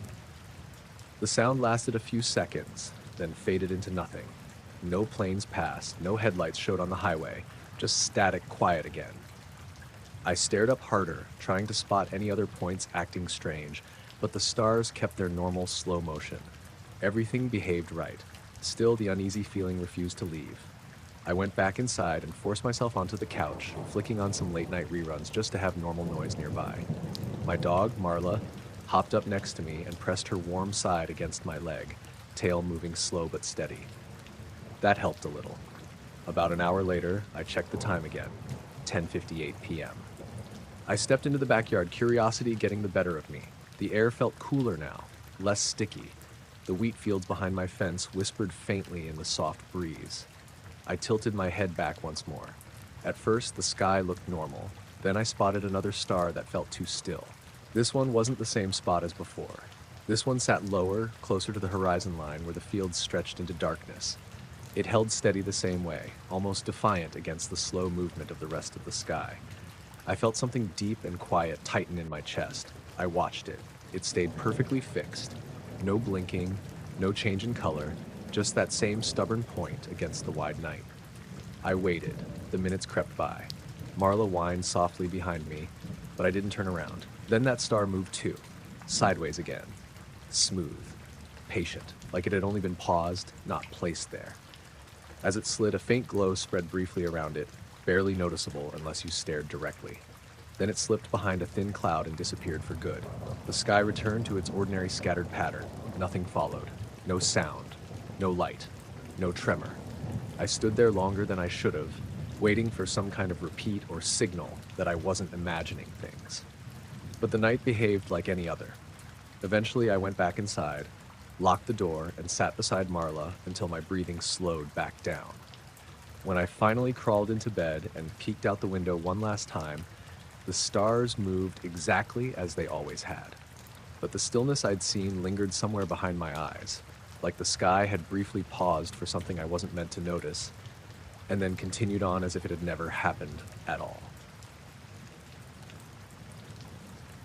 The night went quiet in a way that didn't make sense somewhere around the third block. I'd left Theo's apartment a little after midnight, pulling my jacket tighter as I headed down Delancey toward my place on the edge of River Point. It had been muggy all day, the kind of late September humidity that stuck to your skin even after the sun dropped.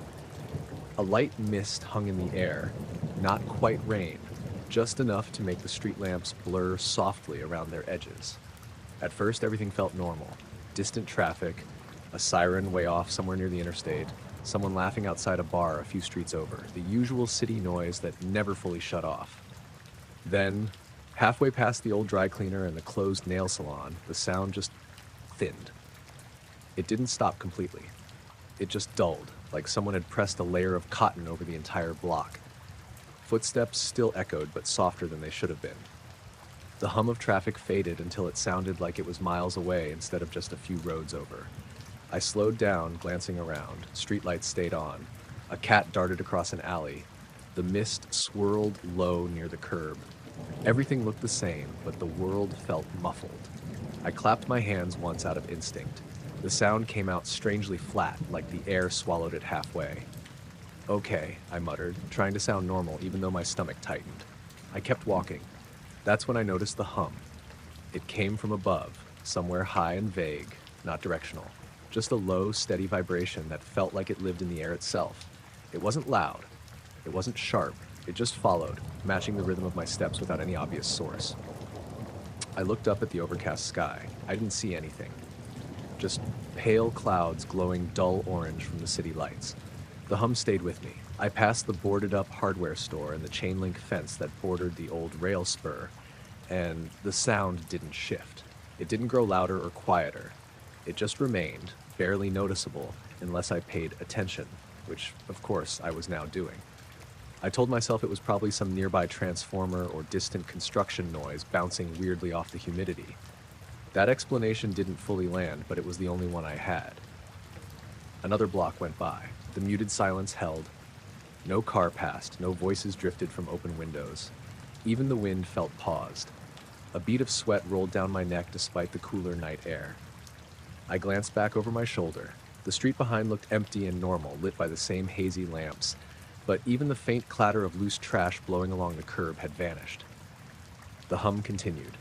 My phone buzzed softly in my pocket, and the vibration felt too sharp in the quiet, like it cut through the thick air. I pulled it out without slowing. A text from Mira asking if I'd made it home yet. Almost, I typed, then stuck the phone back away. The moment my hand left my pocket, the hum deepened slightly. Not louder, just closer. My pace picked up without me thinking about it. The muffled world didn't change.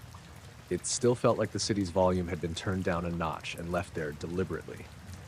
Halfway down the next block, I noticed something else. Streetlights ahead started to look dimmer, not flickering, just softer, like the mist had thickened directly under them, swallowing more light than before. The hum hovered somewhere above my head. I tilted my face up again. The clouds were low and slow-moving. Nothing was visible that should have produced sound like that. No helicopters, no blimps, no planes, just heavy sky. My skin prickled. The silence stretched on, uncomfortable and heavy. I crossed the intersection near Larkin Street and felt that same strange pressure settle deeper into my chest, like the air was slightly compressing around me. I could still hear my own breathing, but even that sounded distant. The hum followed me through the intersection. I glanced up at the windows of the apartment building to my left. Most were dark. One glowed faintly blue from a TV. No one else stood outside. No cars rolled past. It felt like the entire block belonged only to me and whatever that sound came from. "Come on," I muttered, trying to shake the nervous edge creeping into my voice. That was when the hum briefly shifted. It dipped lower for just a second, almost dropping out completely, then rose again, slightly faster, like something adjusting its position above me. I stopped walking. The hum stayed. The city remained eerily muted. I forced myself to take a few more steps, and the moment I started moving again, the hum moved with me. Still overhead, still perfectly matched. No echo, no delay. Another sensation joined it then, subtle but unmistakable. The feeling of being watched. Not from behind, not from the sides. From somewhere above and just ahead, like an unseen point had locked onto me and refused to break focus. I didn't want to look up again, but my eyes went anyway. There was nothing there, just thick cloud cover and a faint pale smear of reflected light. The hum remained. I shortened my stride and quickened the pace, heading toward the part of the street where the city usually woke back up again with passing taxis and open late-night diners. I half expected normal noise to snap back into place like someone flipping a switch, but it didn't. Another block passed, then another. The quiet stayed wrong. My heartbeat started to feel louder in my ears than my own footsteps, and I kept resisting the urge to run because something about running felt like acknowledging the fear too openly. The hum pulsed faintly, like it was responding to my tension. Then, somewhere ahead, the soundscape shifted. Distant tires, a car engine, the faint chatter of voices, real city noise. I picked my head up sharply, scanning forward. I could see the intersection where the 24-hour ramen place glowed warm and yellow, steam fogging its windows. The hum wavered. For the first time, it drifted slightly out of rhythm with me. I stepped faster. The muted feeling thinned with each step, like I was walking out of a bubble without noticing where its walls stood. Traffic noise crept back in. Street sounds regained their normal texture. Even the breeze picked up, rustling loose paper near the curb. The hum faded until it wasn't there anymore. I stopped right at the corner and listened hard. Nothing followed. Just the steady, familiar noise of River Point waking back into itself.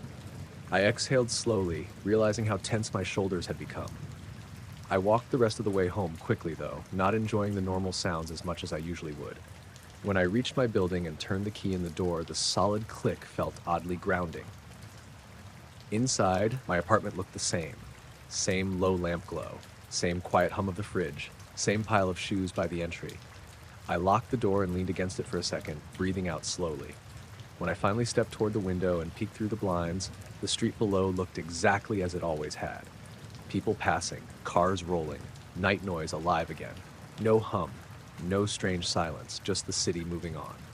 Still, the stretch of quiet followed behind my thoughts like an echo that never quite found its source, as if I'd walked through a place the rest of the world wasn't fully aware existed. The sound started while I was sitting on a flat rock with my shoes off, toes in the cold edge of the lake, just trying to relax after a long week. It was past 10, maybe closer to 11, and the whole shoreline was quiet, except for insects and the occasional splash from something farther out. There wasn't a breeze. The water looked like dark glass. Then I heard this soft mechanical noise above me.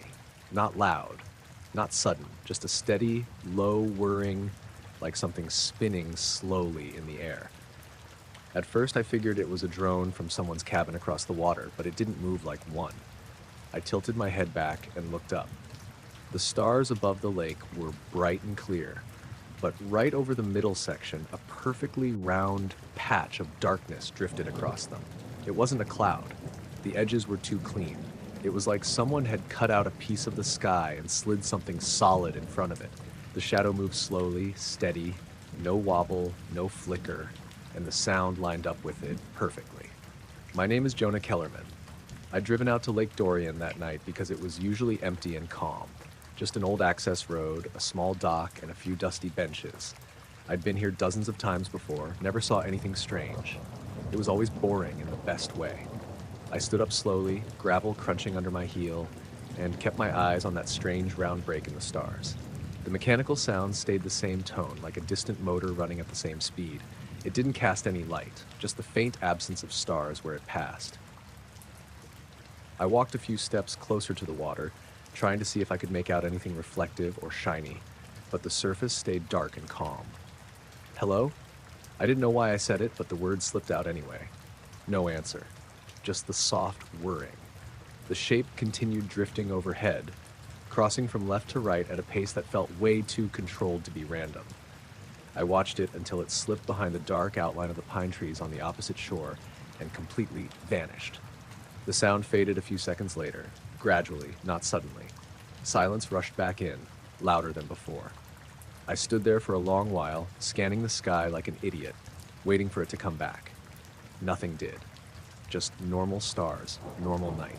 I told myself it was probably some weird reflection or a trick of the clouds, even though that made no sense.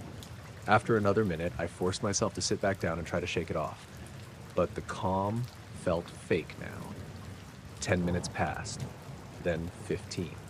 I started hearing small sounds behind me on the tree line, not footsteps, more like something brushing through tall grass or low branches. I turned a couple times but didn't see anyone. The air felt heavier, still no wind. I checked my phone. No signal, which wasn't surprising this far out, but the battery had somehow dropped from 70% to 40 since I'd gotten there. I didn't remember using it much. The mechanical sound came back. Softer this time, higher pitch, almost delicate. I looked up again, heart already racing, and saw the same perfect round shadow sliding slowly across the stars, but this time it was lower, closer to the treetops. The shape didn't change at all. No blinking lights, no visible structure, just a moving absence. I found myself stepping backward without really thinking, gravel crunching louder now. The sound hummed steadily above me. It felt close, too close. A ripple spread across the lake directly below the shadow, even though the water everywhere else stayed smooth.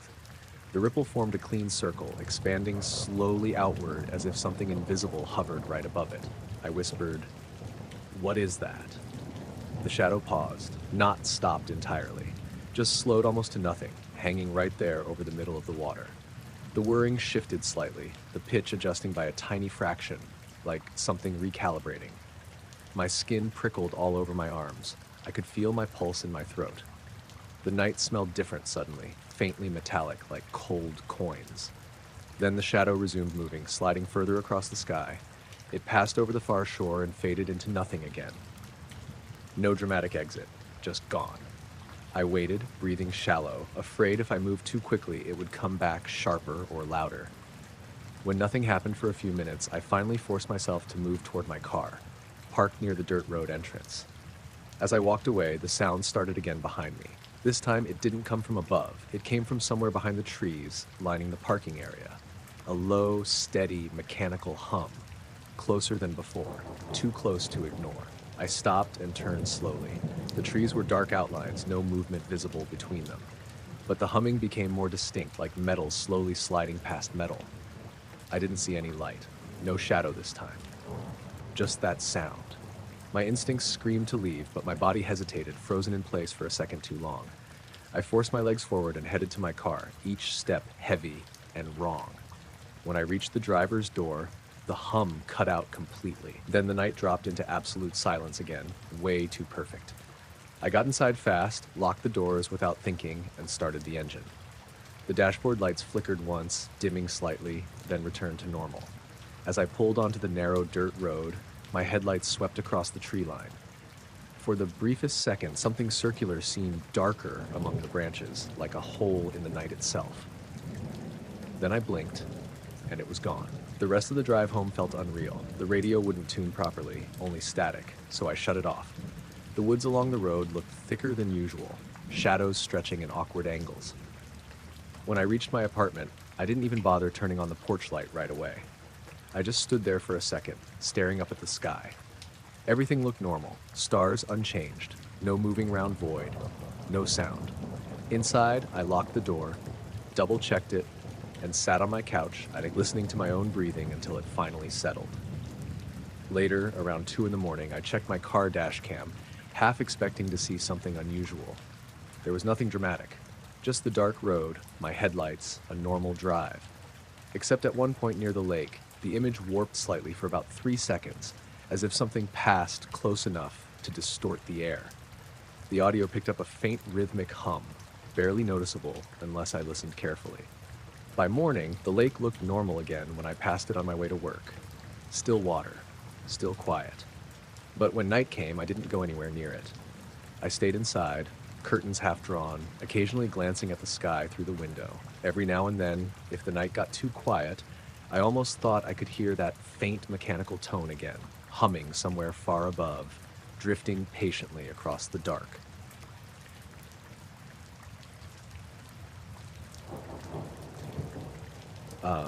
I set up the trail camera because of the raccoon problem. That's it, nothing exciting.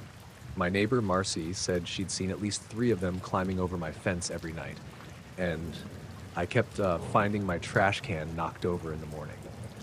I bought a cheap motion-triggered camera online, strapped it to the big oak in my backyard, and figured I'd get a week's worth of blurry raccoon photos and maybe a skunk or 2. That first night, the weather was weird. Warm for October, but with this heavy, wet feeling in the air, like it was going to storm even though the sky was clear. No wind, no bugs humming, just this thick quiet that made it feel later than it was. I went to bed around 11. Nothing special happened.